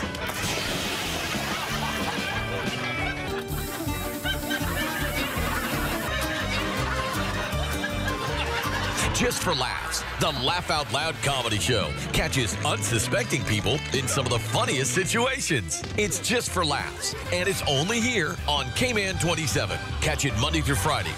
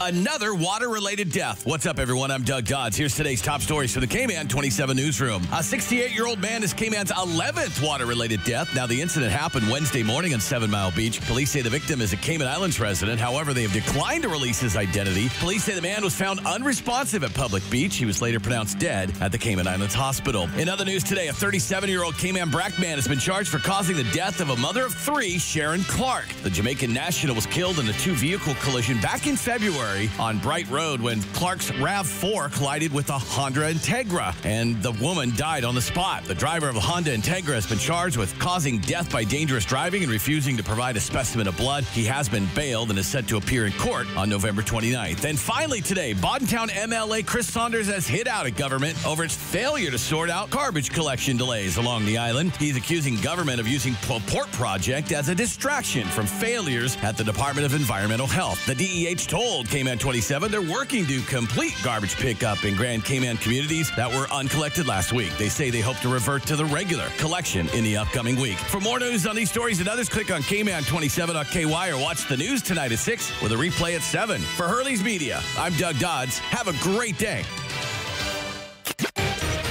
Be a part of the conversation on Cayman Crosstalk by calling the Superior Auto Hotline, 233-1019. Or message us on the Cayman Crosstalk Facebook page. Now, back to Cayman Crosstalk on Rooster 101 and simulcast live on Cayman 27. All right, ladies and gentlemen, thank you all very much. I'm excited. I tell you the truth. Today's like Christmas come early for me for several different reasons. I got 2 gentlemen that I've always enjoyed, always respected in the studios with me this morning. And they come here to set the record straight. And I like that.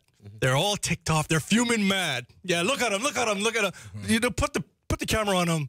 Yeah, you see how mad they are. I'm just pulling your leg, Tristan. And, you know, I got Colin here with us as well. And he's now in New Georgetown town manager. And I've been coining him this morning, the mayor of Georgetown. Coin him the manager. We'll see how that goes. Maybe it's political, some stuff. But also got the deputy chief officer of the Ministry of Commerce, Planning, and Investment, Mr. Tristan Hides, in the studios with us. And I want to say a very special good morning to you, Tristan, and thank you for coming in, to be honest with you, and bringing the town manager with us as well. Thank you. Tell us, you know, honestly, we've seen some social media going around, sir. And in essence, just in a nutshell, you all are out to really destroy Georgetown. You're going to be like what is it, Lorex? Is it the Lorex? Yeah, Christopher, the Lorex. You're going to chop down all the trees and you're going to make it just look like a concrete jungle in Georgetown. But yet you're supposed to be revitalizing it. Talk to us a little bit about that, and then hopefully when we introduce Colin as the new Georgetown manager, we can see and then touch on some maybe what the plans are in the future as well. Thanks, Woody. Good morning to everybody. Yeah, you know, this is a kind of an unfortunate incident. We had a conference a few weeks back, an NRA road safety conference, and we were asked to talk about the Georgetown Revitalization Project. And I think out of that came a very good article in the Caymanian Compass. They actually did something. Oh, sorry. Go on. And that spoke to Georgetown and revitalizing, and that's really our intent. Out of that, though, I think literally one line of that was misconstrued by another media house, and it just ran with it. And out of it came a host of negativity that really dampened the whole spirit of what we were trying to do. And frankly, I'm disappointed because that's not our intent. First of all, there are not many trees in Georgetown left to rip up. And we were just down there talking about what to do and how to revitalize and looking at various trees, because, you know, you have to use types of trees that don't tear up sidewalks and this kind of stuff. And there are other times when There's some shrubbery around the place that are actually blocking signage and blocking monuments and stuff like that. So we were just having a really great discussion at that conference about all of this kind of stuff. Sure. And you know, it's really sad that out of that came such a negative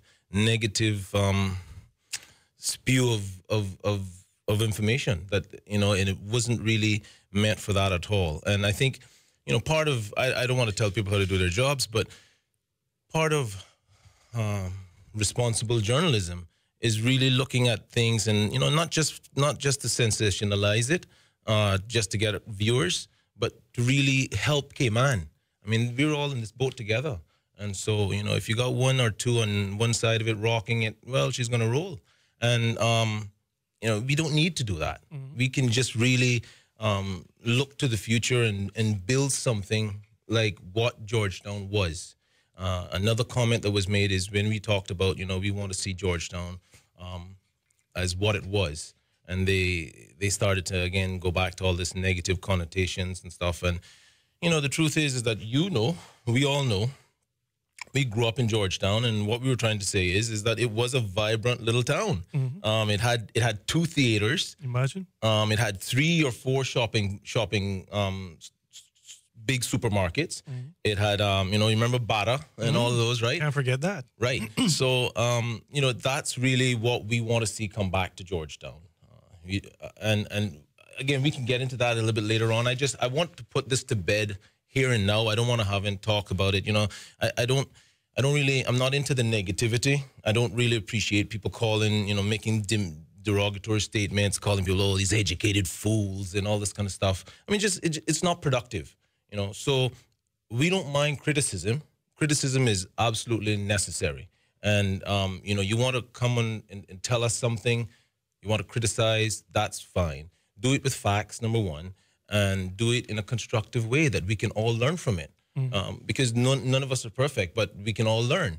And that's what I want to see. And, I mean, you know, this ministry has, I think, a very good track record on building and making Cayman better. You know, the ministry was started the national energy policy, and it, through different administrations, it kept with it, it followed through with it, and now it's implementing it. We've got some good things to come from this. You know, I think I'm going to jump the gun, but we're even looking at putting in some charging stations for electric cars to promote more electric cars. Our minister is looking at ways of improving transportation. So we are doing a lot, and we want people to.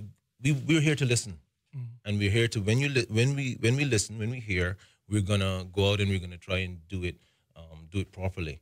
And you know, again, a lot of people refer back to Cayman Bay and you know some of the things that happen down here. We're not in a competition with Cayman Bay. We're gonna really, I think the two can coexist and coexist really well together.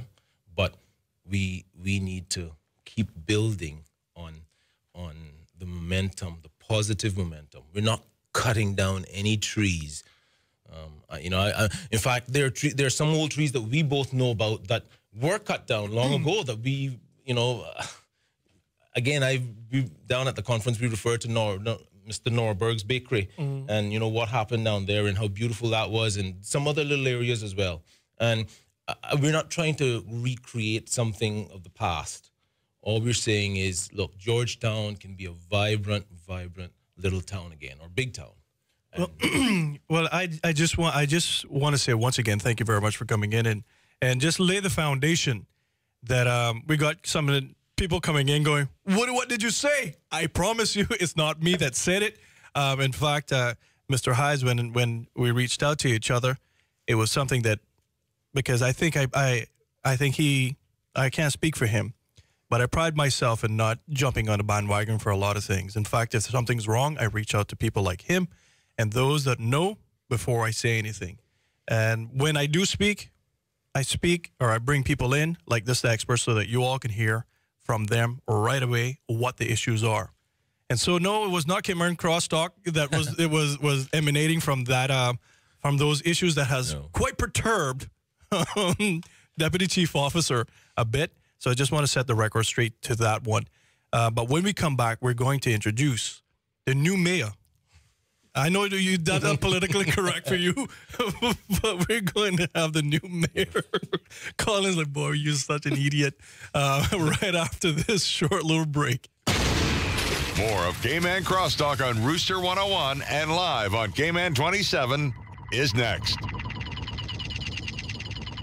It's fresh. It's that time of year again for the annual Cayman 27 Parade of Lights, brought to you by Bogle Insurance Brokers Limited. We're calling all boats to join us Saturday, December 1st at Camana Bay as the water comes to life with this year's theme, Christmas Around the World. It's completely free to enter, and there's a chance to win $1,000 and 2 general admission tickets to Kaboo. Or enter just for fun. Private and commercial boats are welcome. For more information and to register your boat, click on cayman27.ky.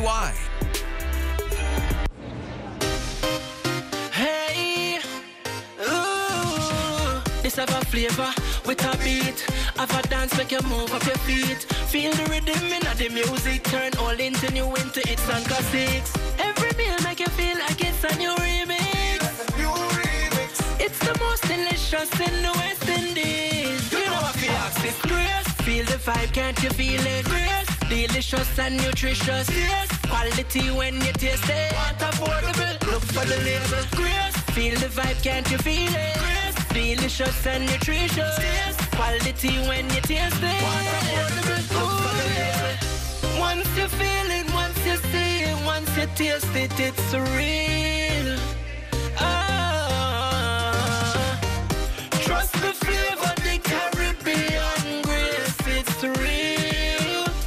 Caribbean grace, it's real. I'm John Barry, and this is Songs and Stories. I believe in every song there's a story waiting to be told, and in every story there's a song waiting to be sung. Each week I'll have a friend stop by who will share great songs and personal stories in a unique setting that have been part of their life and career. So sit back, relax, and enjoy.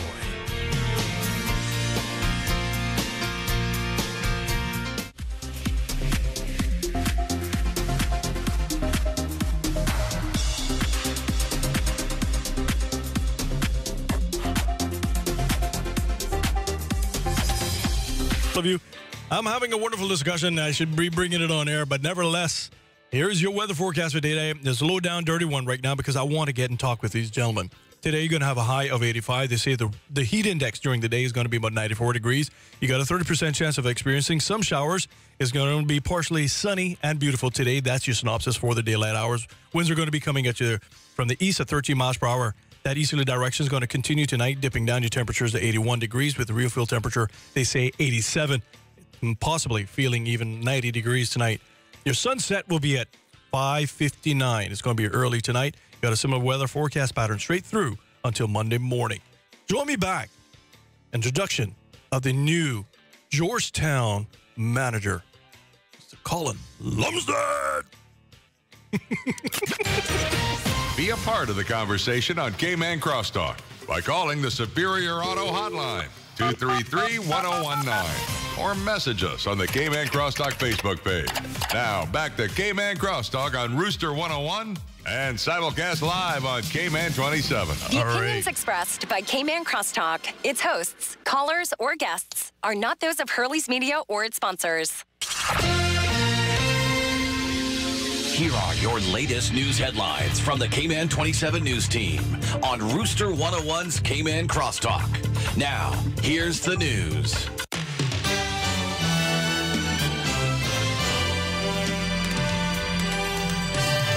Another water-related death. What's up, everyone? I'm Doug Dodds. Here's today's top stories for the Cayman 27 newsroom. A 68-year-old man is Cayman's 11th water-related death. Now, the incident happened Wednesday morning on 7 Mile Beach. Police say the victim is a Cayman Islands resident. However, they have declined to release his identity. Police say the man was found unresponsive at Public Beach. He was later pronounced dead at the Cayman Islands Hospital. In other news today, a 37-year-old Cayman Brac man has been charged for causing the death of a mother of 3, Sharon Clark. The Jamaican national was killed in a 2-vehicle collision back in February story on Bright Road when Clark's RAV4 collided with a Honda Integra, and the woman died on the spot. The driver of the Honda Integra has been charged with causing death by dangerous driving and refusing to provide a specimen of blood. He has been bailed and is set to appear in court on November 29th. And finally today, Boddentown MLA Chris Saunders has hit out at government over its failure to sort out garbage collection delays along the island. He's accusing government of using the port project as a distraction from failures at the Department of Environmental Health. The DEH told Cayman 27 they're working to complete garbage pickup in Grand Cayman communities that were uncollected last week. They say they hope to revert to the regular collection in the upcoming week. For more news on these stories and others, click on Cayman27.ky or watch the news tonight at 6 with a replay at 7. For Hurley's Media, I'm Doug Dodds. Have a great day.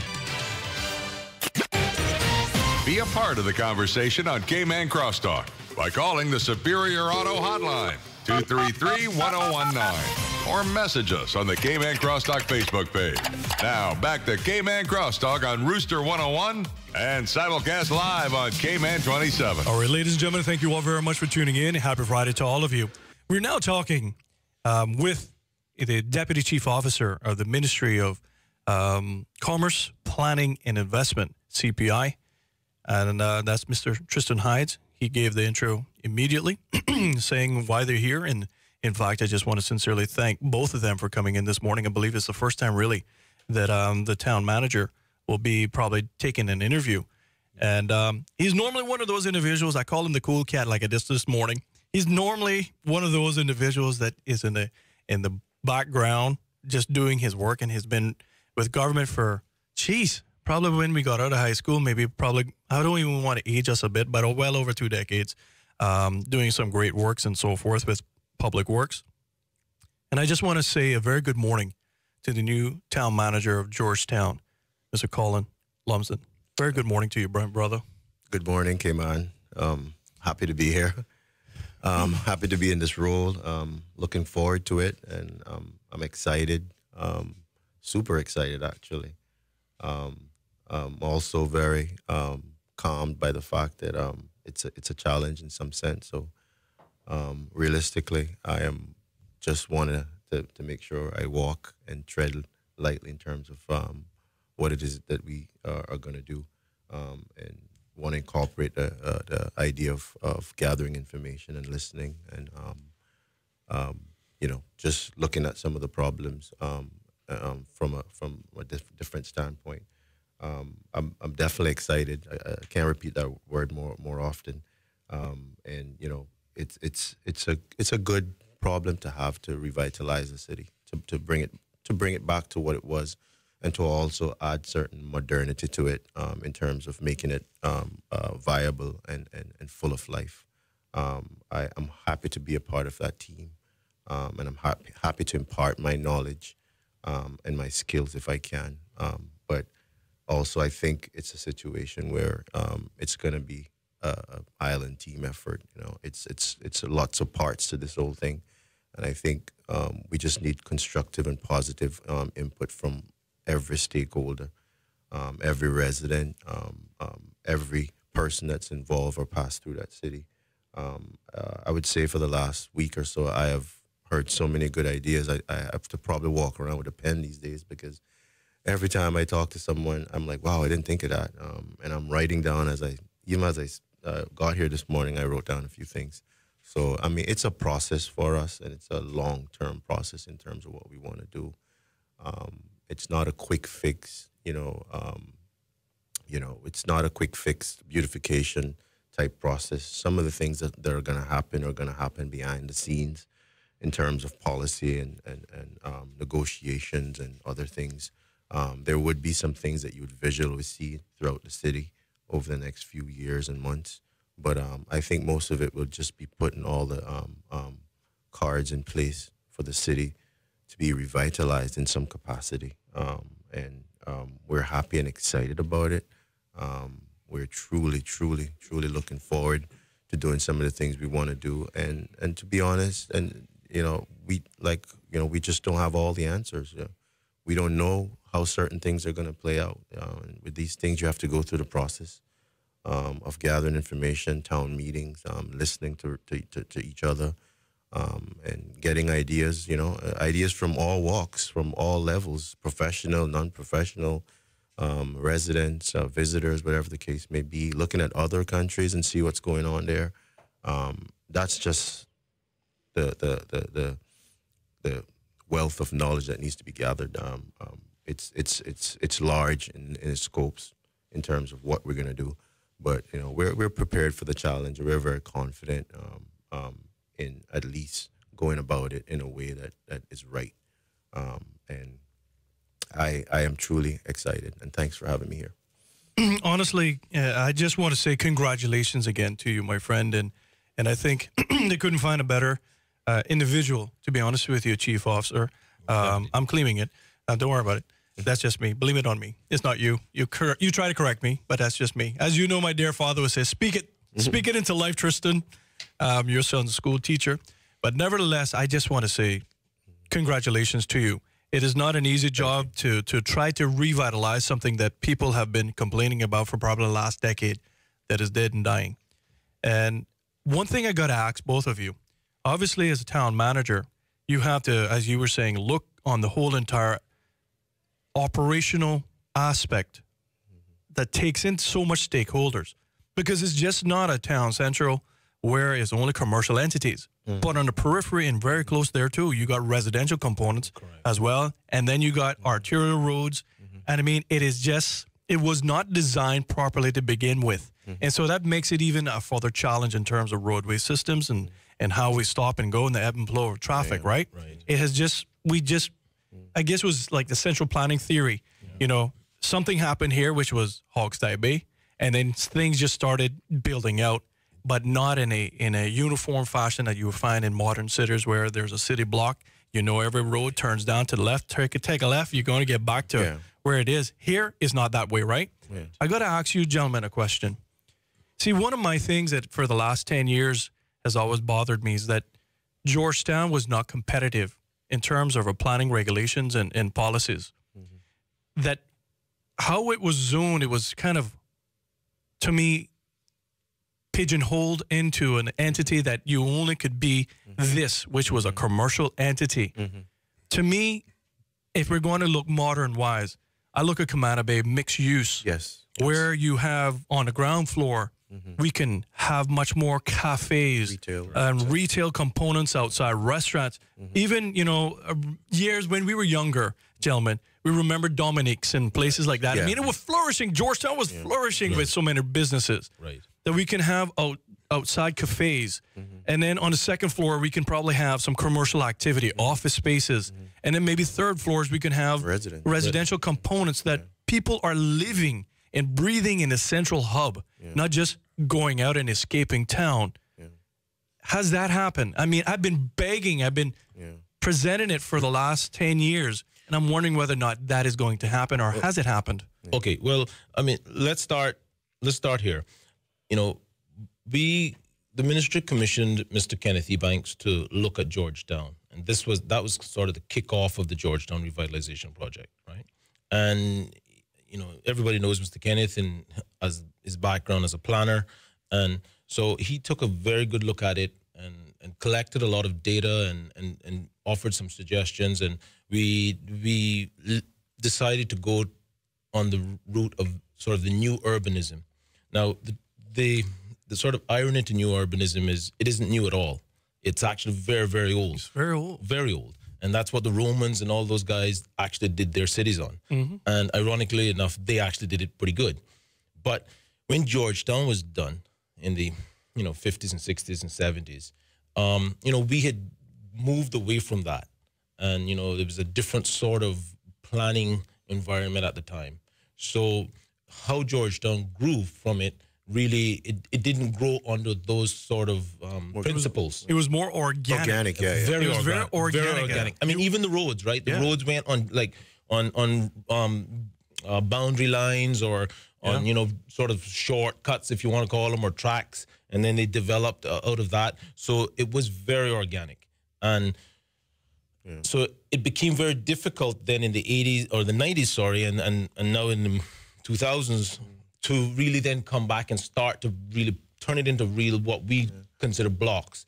But having said that, there are a lot of cities out there that still have grown from this organic method and have still embraced new urbanism. I mean, Nashville, for instance, if you want to go, and Nashville's a beautiful city, but yet Nashville is, you know, very, very, very vibrant in this sort of thing. Very eclectic. Very. Yeah.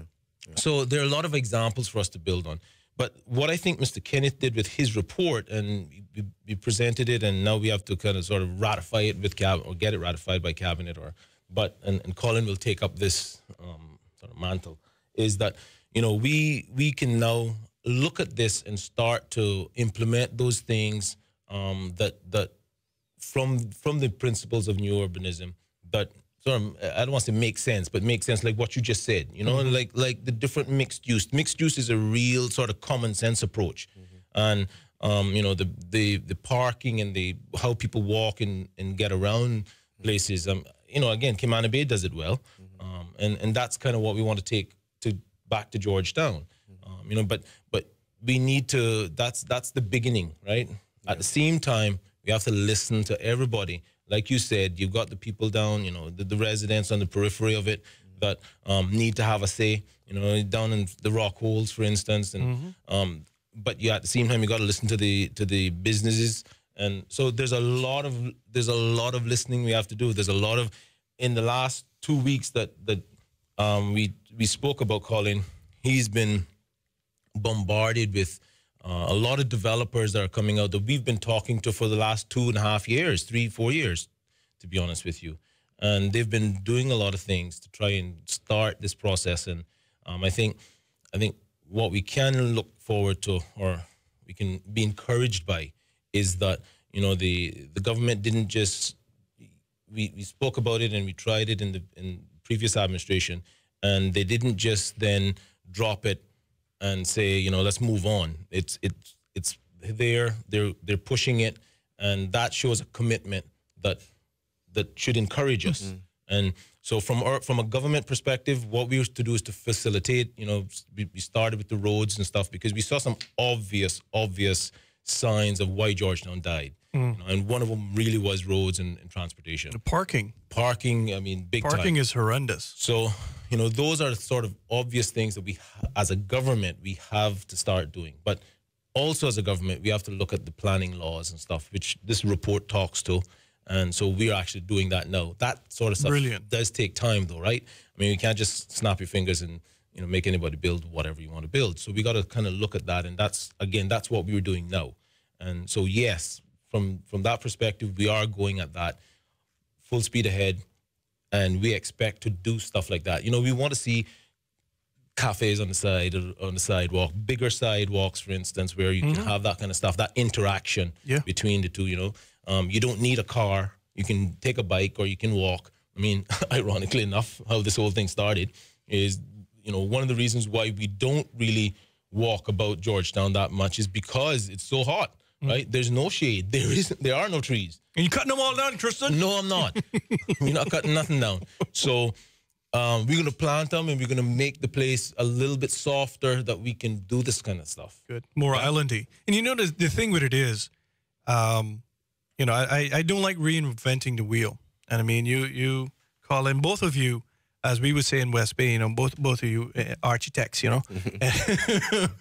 And when I look at, for example, plans years ago, I thought that the one that Eric Joseph and also John Doak presented years ago for Georgetown Central, I said, my goodness gracious, imagine if they were allowed to go ahead at that particular time to create those kind of facades and those kind of looks, as you were talking about, more trees, a little bit more of an island kind of a feel instead of this very modern looking facade that you would see down in Brickell Avenue in Miami, Florida. People don't escape and come to vacation to see Florida. Again, they come to want to see an island. Hence the reason why, for example, when I do my research, right, and I look at the top destinations, believe it or not, Key West, out of all the islands, Isla Morada, all of those different ones, Key West is still the #1 tourist destination in Florida. Do you know the reason why? It's because of how it's planning. It's because of its buildings. It's because of its island feel of that colonial plantation style element that, frankly, Eric Joseph and John Doak had submitted it within that planning, but it entailed a lot of walking, a very pedestrianized downtown on the ocean front scenario. And if that's the case, I got to ask you all, this is just me personally. I just thought it was the most waste of property. The previous administration wants to put a park right where the old tower building site is. We got enough parks. We got beautiful Hero Square. That's, to me, absolutely centrally located between, the seat of government and, sadly, right in front of the courthouse, which is going to be much more prominent in Georgetown. So parking is going to be an issue. Why don't we take that as a centralized parking that whomever wants to come, just like how Cayman Bay has a multi-story parking here, whomever wants to come, park, and then just stroll. Stroll, live, work, all in the area. Stop right at the corner, in essence, of Mary Street and South Church Street, and just walk. Or Harbor Drive, just walk the whole entire thing if you want, and have a central location. Why do we need, seriously, and I'm being dead honest, I'm not being facetious, why put another park there? Why not utilize that for parking? Well, I'm going to say this. I don't think we can have too many parks. I mean, but having said that, we are looking at anchoring Georgetown with, whether it's be one or whether it be two parking stories, multi-story garages like that, right? We'd like to see a private developer do it. We've had a couple come forward and say, hey, I'm interested in doing such a thing, which is better because obviously from that perspective, government can't take on all the burden. Sure. So I'm not saying that that's going to be the exact location of it, but we are in discussions with those people to actually put them on the periphery to do just that. Right. And then that way, if they're anchored there, then we can walk into town and, again, sort of like this. Back to the aesthetics of it. Beauty's in the eye of the beholder, right? And yes, while I'm on board with you, I say this, Cayman Bay, it was easy for Cayman Bay to look the way it looked because it was a blank slate. It was a clean slate, and it was one developer doing it all, right? Georgetown, we're not that lucky. So we've got to work with everybody. And so what we want to do now is really listen to, and this document started that, right? This document, we listened to some people and they started talking about the sort of the architecture that was involved and stuff like that. We want to pull that out some more to really find out if that's really how Caymanians want Georgetown to look, whether we want it to look like that, whether they want it to look modern. Again, aesthetics is something that we can get to, that we want Caymanians to tell us how it should really look. But that's just, again, that doesn't come down to the principles of it. The principles of connectivity, of pedestrianizing, that sort of stuff, that is what we're looking at. And then when people say, hey, I want it to look, if I want it to look modern, or if I want it to look colonialist or whatever, then we can then script those laws or the policies, regulations. You don't want it in laws because it never ever change. Regulation can change on a Tuesday. But you know that, right. Chief Officer or Deputy Chief Officer. but to do that kind of stuff. Yeah. So we're going to get there, and I agree. I mean, we are again listening to it all. Yeah. You see but how just going back to your question, Woody, about the parking itself. Why not have both? There's this thing about green parking these days, where it's grassed and it looks green, and you have a couple of park benches. And you could have a structure that's maybe not as big as you want, but compromise and have a little bit of park area. Because the thing about that old tower site, it's a connection to the Harbor Drive, and it goes back to the heart of the city. So we may not want to commit it all to parking per se, but have it more like a nice transit way from one street to the other. So I think we could possibly look at the idea of combining both. If we get the strong pushback from the community that this is what they want, and maybe a few studies there and there to look at the traffic flow and how people move throughout the city. I don't see why it can't be both. Somewhat of a park, but you could have a parking structure on it.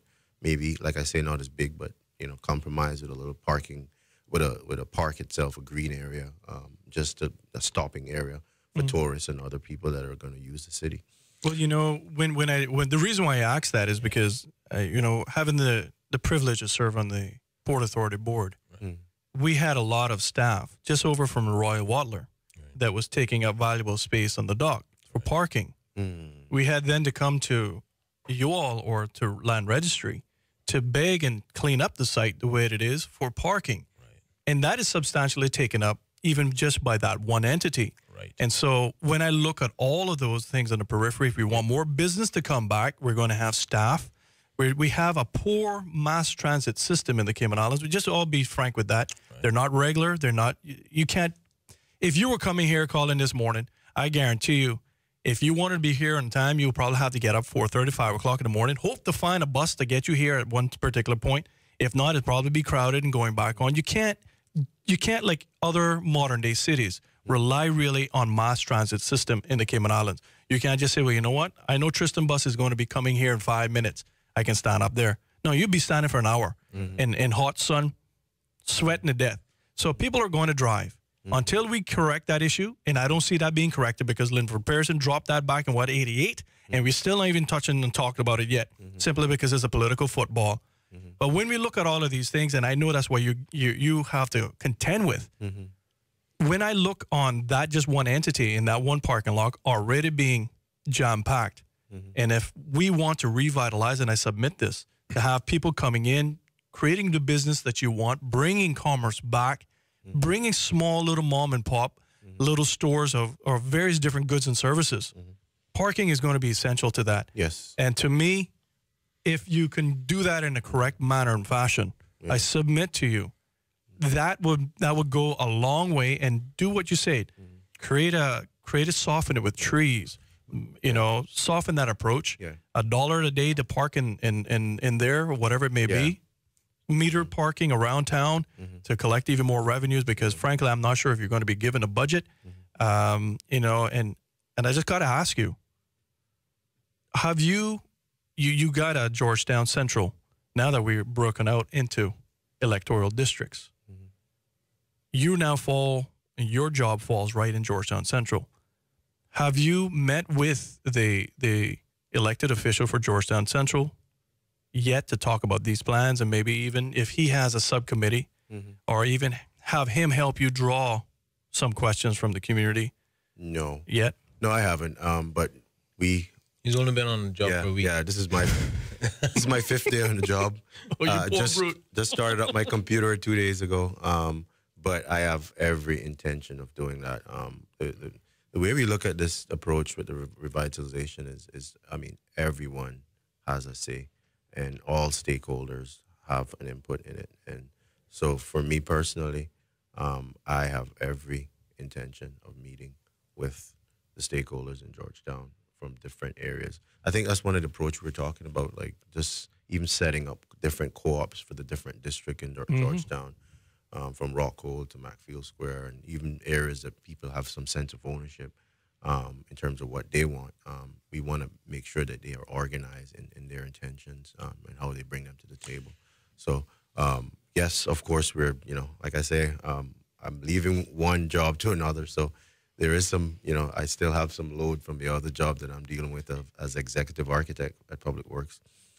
So my foot is almost fully into the position.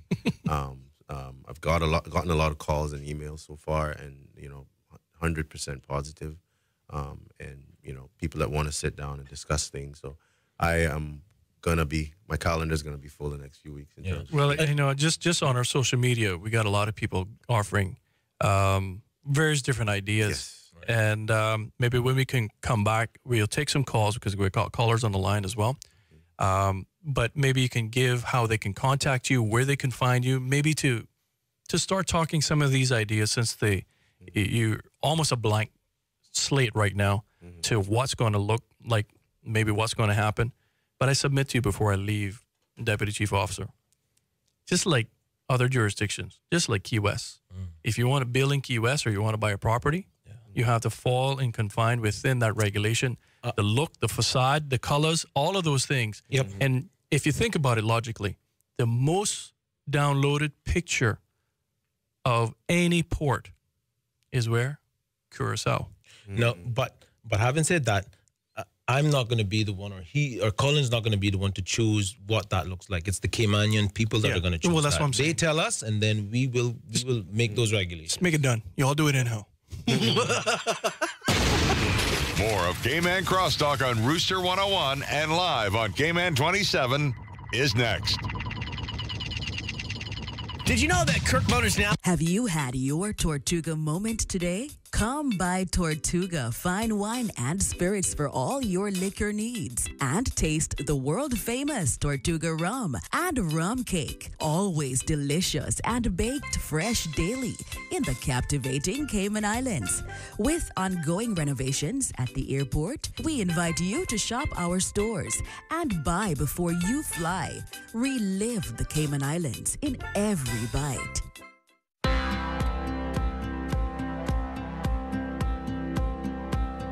We are on a mission to protect people from financial risk that can affect their money.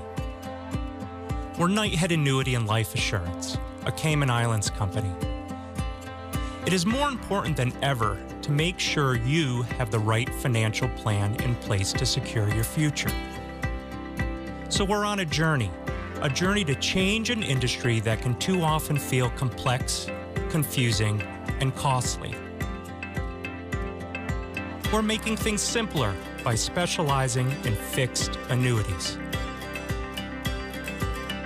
An essential product in any portfolio to help you grow and protect your savings by providing guaranteed investment returns. Predictable growth, peace of mind with Knighthead Annuity.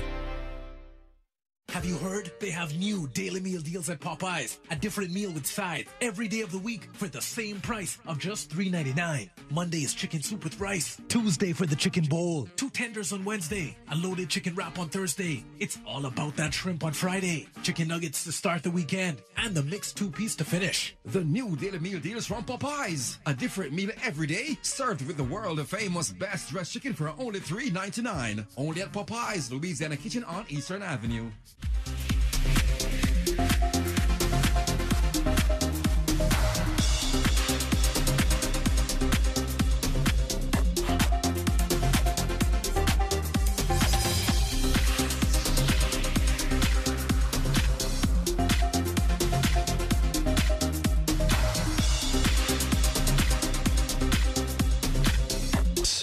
I just want to say once again, I feel privileged and honored, not just for the sake that I really respect these two gentlemen.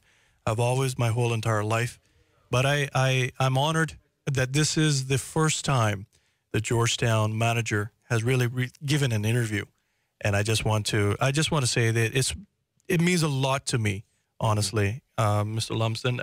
Thank you. It truly does, and Chief. I don't care. I know you don't like that, Chief Officer. You deserve it. Tristan Hides, thank you very much for that. We got callers on the line. Good morning, caller. How are you this morning? Hello, caller. All right, then hold on. Hello, caller. Hello, caller. Hello. Hi, good morning, caller. How are you? Hello. Yes, sir, you're on. You're on. I'm not sure what was happening, but you're on. Hey, what's going on, buddy? It's Notch. Hey, good morning, sir. Congratulations, Colin. Thank you. I remember the first day you came to Cayman Islands Middle School, bro. So you grew up in Georgetown. You know what to do. Tristan. Yeah, good morning. Good morning. What's going on, man? Not much. All right. Well, you know why I'm calling, right? No. You don't know why I'm calling? Come on, tell me why. Because you're talking about the revitalization of Georgetown. That's you right. know how much time and effort and energy I've put into that. That's right.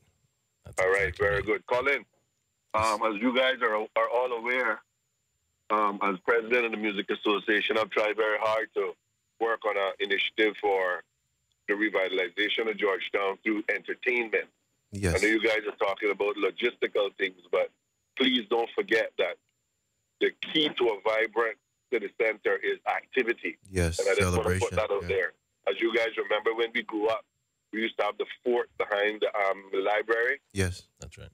And remember how it used to be when we could go there and we could actually plant a beat her girlfriends there, and it was like all exciting because, you know, you had a little date night in the middle of Georgetown, and all those memories and stuff that we created there. And it's so important to bring that back for the new generation, you know? Yeah. Sean, I definitely want to agree with you. This is a holistic approach. It's not only about new buildings and new fancy parking and all these other things. It's also about programs, celebrations, activities, and that's the life of a city. A life of a city is not only buildings and other things, physical stuff. It's about life. That's right. And life involves celebration. And I having a Christmas tree downtown to carry your kids, and just having things that you could physically touch and celebrate, and incorporate certain cultural items in there also.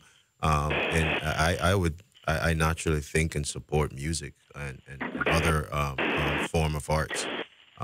So I don't think these ideas have fallen off. They're on the forefront, to be honest. So I appreciate that.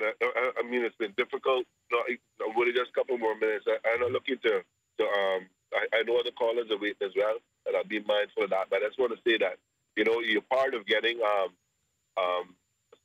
certain programs back in place is actually, in my opinion, is to also include the private sector, which is something that I've tried to do. And Tristan knows just that we brought certain private sector together with the ministers and stuff and said that this is what needs to happen. But I think that we need to always remember that the government needs to lead from the front.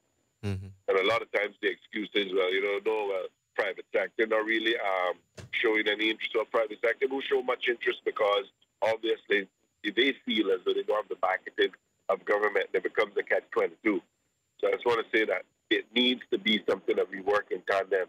It takes one hand to wash the neck, and it takes two hands to wash our face, And until we realize that we need to work together on this, I mean, I expect you can expect at the very least that I'll be coming to speak to you on behalf of the music, your community, and trying to get them involved in whatever is happening.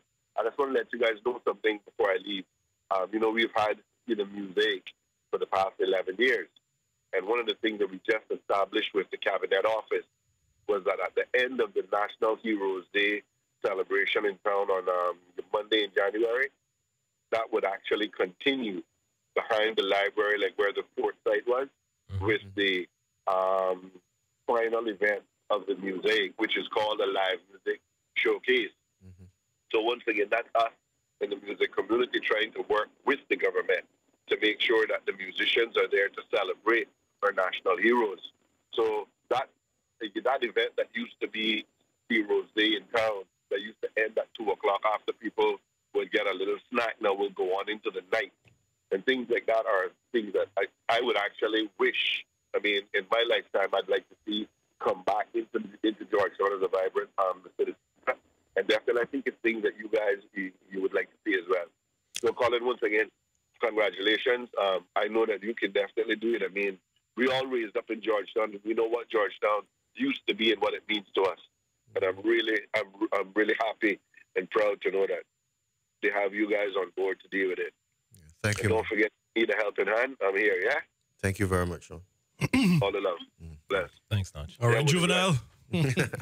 And just want to let you know that to reiterate that as well, if you want to, call in 233-1019, 233-1019. This is the very first interview with the town manager, Georgetown town manager. I call him the mayor, Mr. Colin Lumsden. And just want to say, a mutual friend of hers, Skills, Arik, as simply said, and I'll read it word for word. It's short but sweet. And, my phone, I can't believe it. It's got so much stuff coming on, popping on every second. Proud of all of you guys. I do know GT is in good hands. Colin is a perfect guy to man this task. Thank you, Arik. Also, we got other callers online. Good morning, caller. How are you this morning? Hello, good morning. Good morning, good morning. Thank you very much for your call. Well, congratulations for what I'm hearing is going to happen to Georgetown. But, excuse me. Thank you. One thing I would like to see, one of the first things to be considered is if we are going to get a dock in Georgetown, it could be quite a few years yet before it materializes, before it's completed. Now, in the meantime, we've got to find a way to continue servicing our tourists that come in by ship. So, if anybody can think about it, you see the tourists shuffling along the sidewalk, waiting for their boat to come in to get back to the ship. And it can be in a hot sunshine or in the rain, and they're shuffling along. No covering on the sidewalk, and little or no covering down there on Royal Watler's dock. And I think it's time that we get proper covering on Royal Watler's dock area, and it's time we cover the sidewalk. But years ago, about 6 or 7 years ago, it was proposed to government that the Chamber of Commerce, and I was an active Chamber of Commerce member then, and I'm an honorary member now, and I can still work along with the Chamber of Commerce. The Chamber of Commerce offered also to help to subsidize the cost of covering the sidewalk and whatever other coverings it was thought was necessary for the tourists while they were waiting to embark their boat to get back to their ship. And it was just dropped. I thought, we'll soon get the dock, and we'll be taking care of that. And God, that's been over 6 years ago. So one of the first things I think we should look at is taking care of our tourists, because they say maybe 2% that come by ship may come back to be a long chain of tourists. But if you can only get 1% of that who's real satisfied, and word of mouth is the best advertisement we can get. And somehow or other, right now, it seems to be taking tourists for granted that they have to come here. It's a very poor attitude. So I think this should be considered. And the Chamber of Commerce, I'm sure, is still willing to help subsidize the cost of it. What thought could be done was a metal framework could go over the sidewalk, and the covering could be such that in case you get heavy northwesters or hurricanes, you could pull that down and store it one side until after the weather has subsided. So, gentlemen, again, I say I'm glad to hear that Georgetown will get an uplifting, and one of the first things to be considered, I think, should be this. Thank you. All right, thank you very much for that. We got another caller, and then after that, I'm going to take my break. Hello, callers? Yeah, good morning, Woody, and good morning to Christian and the Georgetown Mayor, Mr. Collin. Morning, Sean. Morning. Sean Ebanks here. First of all, I just want to say that I'm very proud to know that we have two Caymanians there in charge of this revitalization project in Georgetown. We have, like I said, two that knows our history, is one of us, and they're in charge. I like to see my people in charge. So congratulations, both of you, and Colin, especially you, for being the head of this task. But if you know, like you say, you want to hear from the public and ideas and all this kind of stuff, and I got a few myself, and I really think that, first of all, it's sad that we're at this point. I want to make that clear, because Georgetown was our town, and to me, it should always continue to be. But we gave permission to a developer to come in, and he told us he was coming to build his own town, and he's certainly done that. Nothing against that gentleman or his companies. I use Kamada Bay quite often myself, and it's a very, very good complex there, and a lot of entertainment. And I think it's a good reference for you guys to go off as well, taking that shop, live, and play theme. Because, like you all said earlier, it's not all about buildings and stuff. It takes people, and Sean touched on it early on as well. Entertainment, local entertainment. This is what is going to draw draw people into town and give people incentives, business owners incentives to come back there. But certainly, I think Georgetown need to have some attractions itself.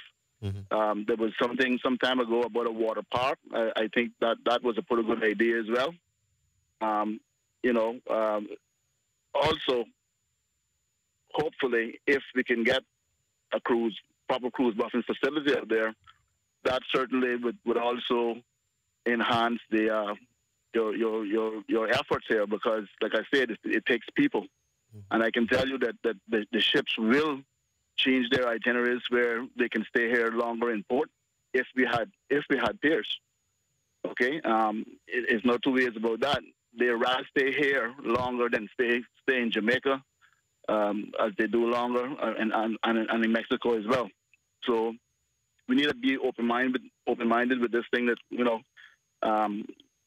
it's going to take a big effort, but I think it can be achieved.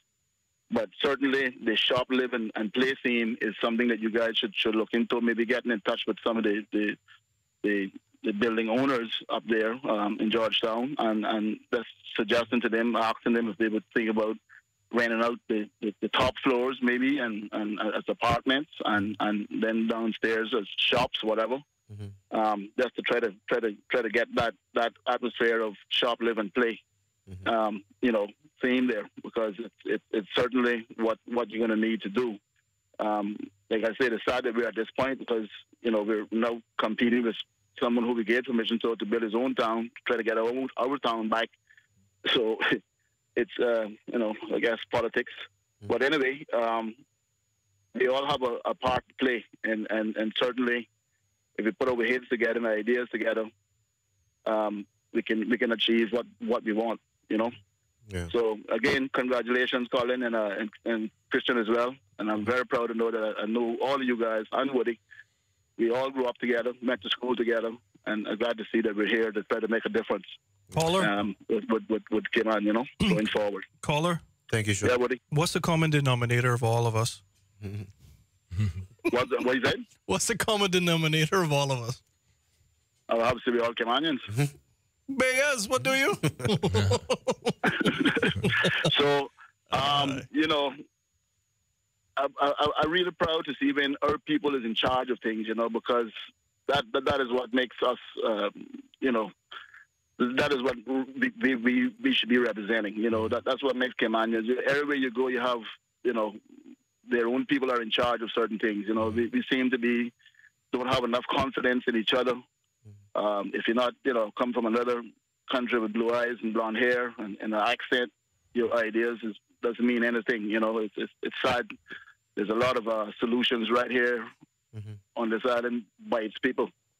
Our own people have great ideas and solutions. So, let's see if it all come together. Yeah. That's all I can say. Yeah. But you guys have a good weekend. Take care. Thank you. Listen to you again next week, Woody. All right, my friend. Thank you. All right, and I just someone very extremely special. I'll say it off the air. Who says you need to have them on again? This project is vital and so emotional to the people. Oh. And we'll be right back after this short little break. More of Cayman Crosstalk on Rooster 101 and live on Cayman 27 is next. This is the Volvo Ocean Race, the story of a 45-year obsession. Sailing's iconic race around the world, the ultimate test of a team, and the place where elite sport meets human adventure. With up to 10 sailors packed into 65 feet of carbon fiber for weeks on end, in a race that lasts almost 9 months, it's an adventure that borders on a psychological experiment.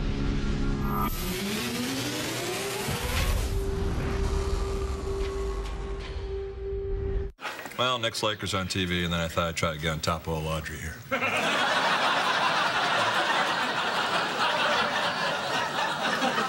Jeff's watching a Knicks game, and then nothing. Why? What's going on? Well, I'm hosting a sweet throwdown to celebrate old Timbo here becoming a U.S. citizen. I never was a citizen. It's a long story. Russ is trying to bag some woman? I stand corrected. Ever wondered what smart health insurance feels like? Premier Health's 24/7 worldwide health insurance does most of the thinking for you. 1,500 CGI health claims are settled daily. 55% of claims settled automatically. You can access your health plan almost anywhere, anytime. And have smart wellness with online data tracking. And more provider choices for you and the people who matter most. Premier Health is smart health insurance, and it feels good. Brit-K, where people come first.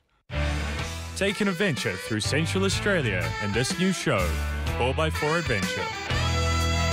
This rough and rugged expedition follows the tracks of explorers as they map out the territories of the Central Outback.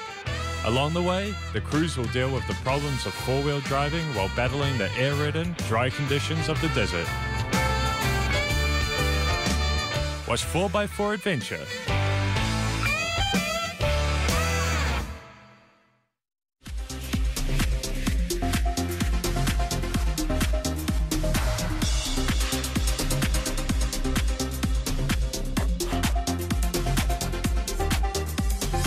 Hotline 233-1019 or message us on the Cayman Crosstalk Facebook page.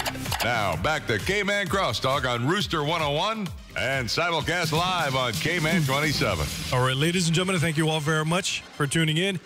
I'm privileged and I have the great honor of having the first ever on-air interview with Georgetown, the new Georgetown city manager, I guess you would say, Mr. Colin Lumsden, along with Deputy Chief Officer from the Ministry of Commerce, Planning, and Investment. Infrastructure.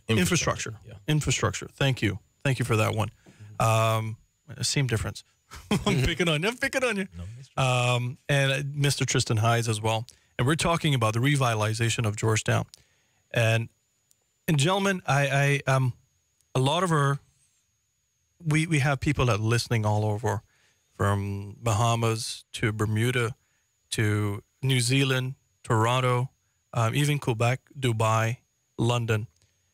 And there's a lot of people that are engaged into this aspect of it because there's something about the heart of a country. Yeah. And this main city, especially Cayman, is very special. Yeah. Georgetown has, for many eons, been the central hub, the heart, so to speak, of Grand Cayman. And so a lot of people take it to heart. Maybe some of the younger ones really don't realize because they didn't experience what we and maybe those before us experienced of a vibrant, vital city center that was booming in the 80s. And we kind of look at it was a smaller population then, but it was so much vitality within that area to see what it has become. And I will echo, and I said it before, but I will echo what many of the callers said as well, and those that are listening. I believe, and I say this again, with the greatest of care and respect for this gentleman, I think the government once again did a great job of having Colin fill that role. And I would imagine going through the whole entire process, probably it's not easy. Sometimes it ticks me off with government, how you all going to go through all of these things instead of saying, you know what, he's been with us for 23 years. Can you up to the task? Yeah. No, he got to go through the whole interview process and all that kind of stuff again. And so he worked for it. And not only worked for it, but for being an architect for probably 23, 24 years, maybe easy, Colin, with the government. I'm really proud of you, very pleased, and I want to say to your ministry, sir, congratulations on a score of having Mr. Lumsden in as your first real city manager, per se. Thank you, Woody.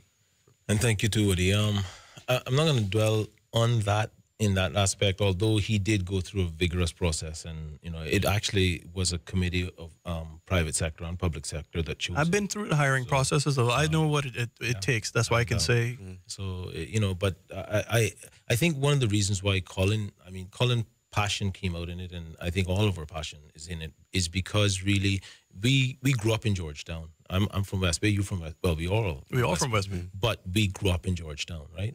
And I think that is one of the why we feel so passionate about this thing, is because we were there when it was vibrant and we saw it dying, and so now that the government has said no, we can't make it die, we're gonna fight to bring it back to life. And we got a lot of ideas, and I love to hear all these ideas.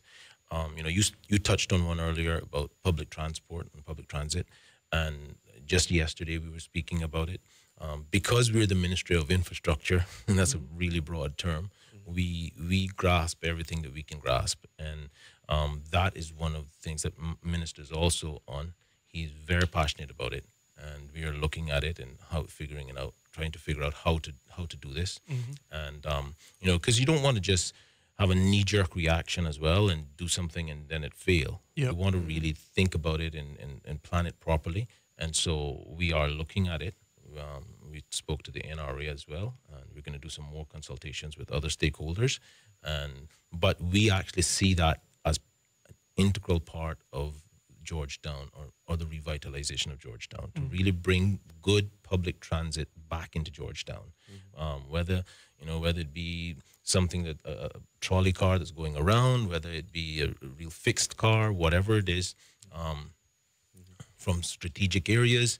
But we see that it really is necessary to keep Georgetown alive as well. That is one of it. The other part is obviously the life of it, the human side of it, where you've got people living in it and coming out at night and stuff and really enjoying town. And you also want to see from that aspect as well. I think Woody touched on it earlier on regarding mixed use. Mixed use is a very holistic term. It describes mixed use in terms of all sorts of things. Mixed income, mixed age. In terms of living, short-term living. Hotels. Yep. Medium-term living in terms of business people who are here for a few months, and long-term permanent residences. Yep. And it crosses so many genre and so many things that it's a very important thing that you brought up, and I just want to re-mention it. The land use issue in terms of planning being so, Cayman is not the only one that's suffering from some of these model building codes. Lots of other city kind of suffered that from having that organic planning for centuries or for decades, and then model codes, modern model codes that change the way we lived and regulated the way we use land. We're not the only ones suffering from that. I mean, other countries are going through the same thing. Neighboring countries, cities in the U.S., Europe. So we're in this together. It's an international problem, but at the same time, we have to take care of it because it's our problem. I think one of the callers said that earlier on that we're all in this together. That's a good way of looking at it. And I might touch on this too. One of the things, this report that Mr. Kenneth did, he collected a lot of data, and it was really interesting to see the population, the demographics, and all of that is in Georgetown or in the study area, which is a little bit bigger, by the way. I should have probably started with that.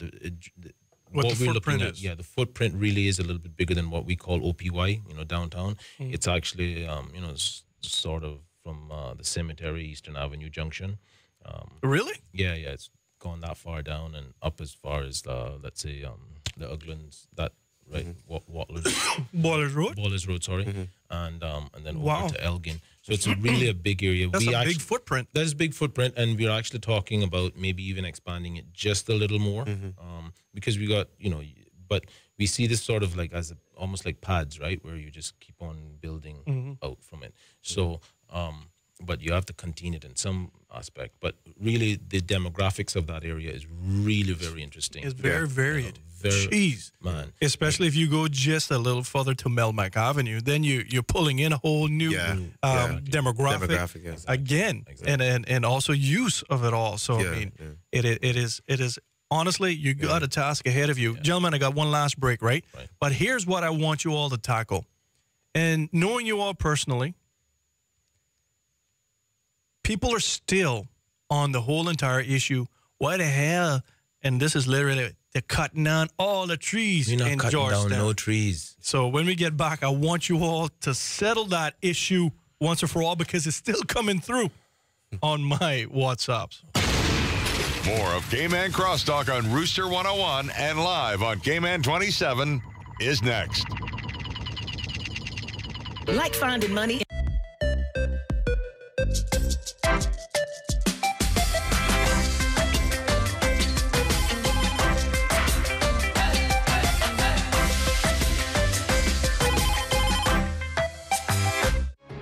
Sometimes having a middleman is not a bad thing, especially when it comes to insurance. Do you know that when it comes to cost, ease, speed, and peace of mind, insurance brokers ranked higher than when customers buy direct? So, for all your insurance needs, call Fidelity Insurance. We're the middleman you want. Call us today at 949-7822. Fidelity. We're good for you. Come on. Here we go, baby. Work with me. Oh, well, okay. Okay. Ah. On. Hey, would you like your keys in your car? No, I have a shirt in the back. I'm trying to get on the hanger without opening the door. Sorry. Trying to help out. Moron.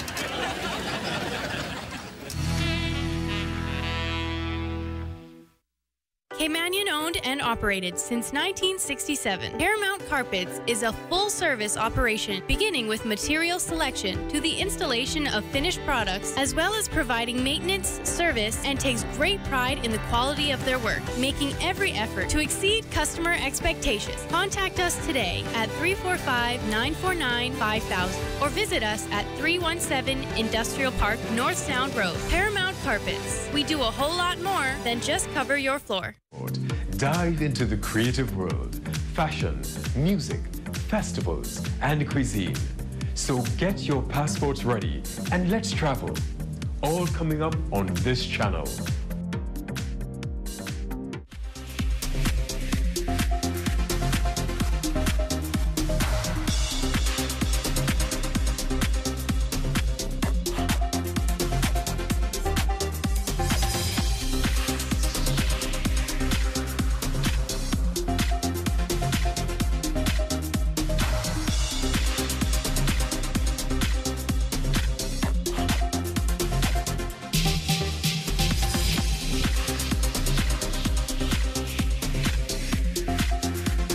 I have the great privilege of having in the studios his very first ever on-air live interview. His only 5 days minted into the whole entire role, the new Georgetown City Manager, Mr. Colin Lumsted, along with Deputy Chief Officer from CPI, and that is Commerce, Planning, and Infrastructure. So I got it right this time. Yes, and gentlemen, what has been coming through? And I want, before we end, I just want to invite you all back, because obviously this is an emotive issue. We got well over 70-something different social media, from our WhatsApps to our emails to our Facebook. Different things this morning. A lot of suggestions as well, and I can't wait for you to come back once you kind of get established in that role, that people can come and meet with the town manager. Yeah. But the one thing that's stuck in people's craw is that you all are taking out trees. And knowing you all, I know that's not the case, and that's one reason why that you all are here this morning as well, because I don't like mis or disinformation being put out when it's clearly not the case. Correct. Thanks, Woody. We are not. If anything, we are actually we will be putting in a lot more trees. You'll see a lot more greenery in Georgetown. We are looking at ways to do it quickly as well as permanently. So maybe for now, maybe you see them in huge pots or planters, whereas, later on can transplant them into real locations where once we've, designed it in such a way. Right. But, there'll be a landscape architect. We'll consult with people that really know what trees and how to do things. I mean, we're not, I'll say this one last time, we never had any intention of cutting any trees down. The few that poor old Georgetown has, we will not be cutting it down. Yeah. And I don't, it's sad really that that misinformation went out there, because sometimes the environmentalists can get too excited about it, and if you try to sort of stir controversy or stir it up by doing it sort of the opposite, sort of crying wolf, but right. It's not. Best thing to do is be frank and straight, and like our parents used to say, straight talk, bring no fallout. That's right. And right. And so we're not cutting trees down. We want to make Georgetown awesome again. And I don't use that word lightly, because, I know it might seem like a trivial word, but I don't use it trivially. And so we are passionate about bringing this thing back. And I think from our perspective, we're going to look at ways, you know, a gentleman spoke just now about shading and stuff like that and how to use it. Trees is one of the most natural and easiest ways to do that, to bring those shading back. So we're going to be looking at this carefully and planning it in such a way that, you know, it can really add something to Georgetown. Yeah, I just want to second that idea, Tristan.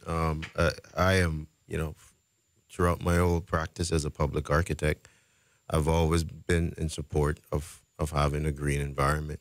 It's in me. It's who I am, and I am a living example of that.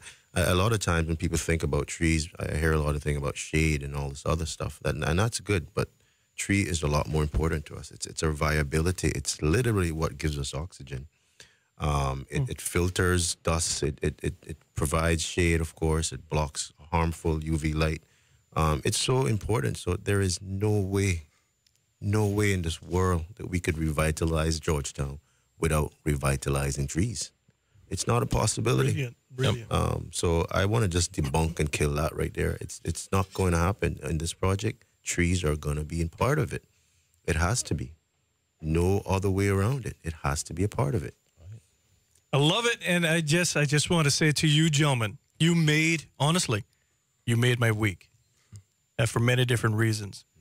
But I just want to say to you, Colin, again, I know I said it multiple times. I've always been proud of you, both of you. And I always look on you as, and I smile when I always see both of you. But I just want to say to you, Cayman has won again by having you in this role as being the first legitimate, I guess you would say, town-centered manager. Congratulations to you. And I would say to you, Deputy Chief Officer, congratulations to the ministry. And as one of the callers said as well, looking on a son of the soil. If it matters to you, it matters to us. We're Cayman 27, Cayman Informed.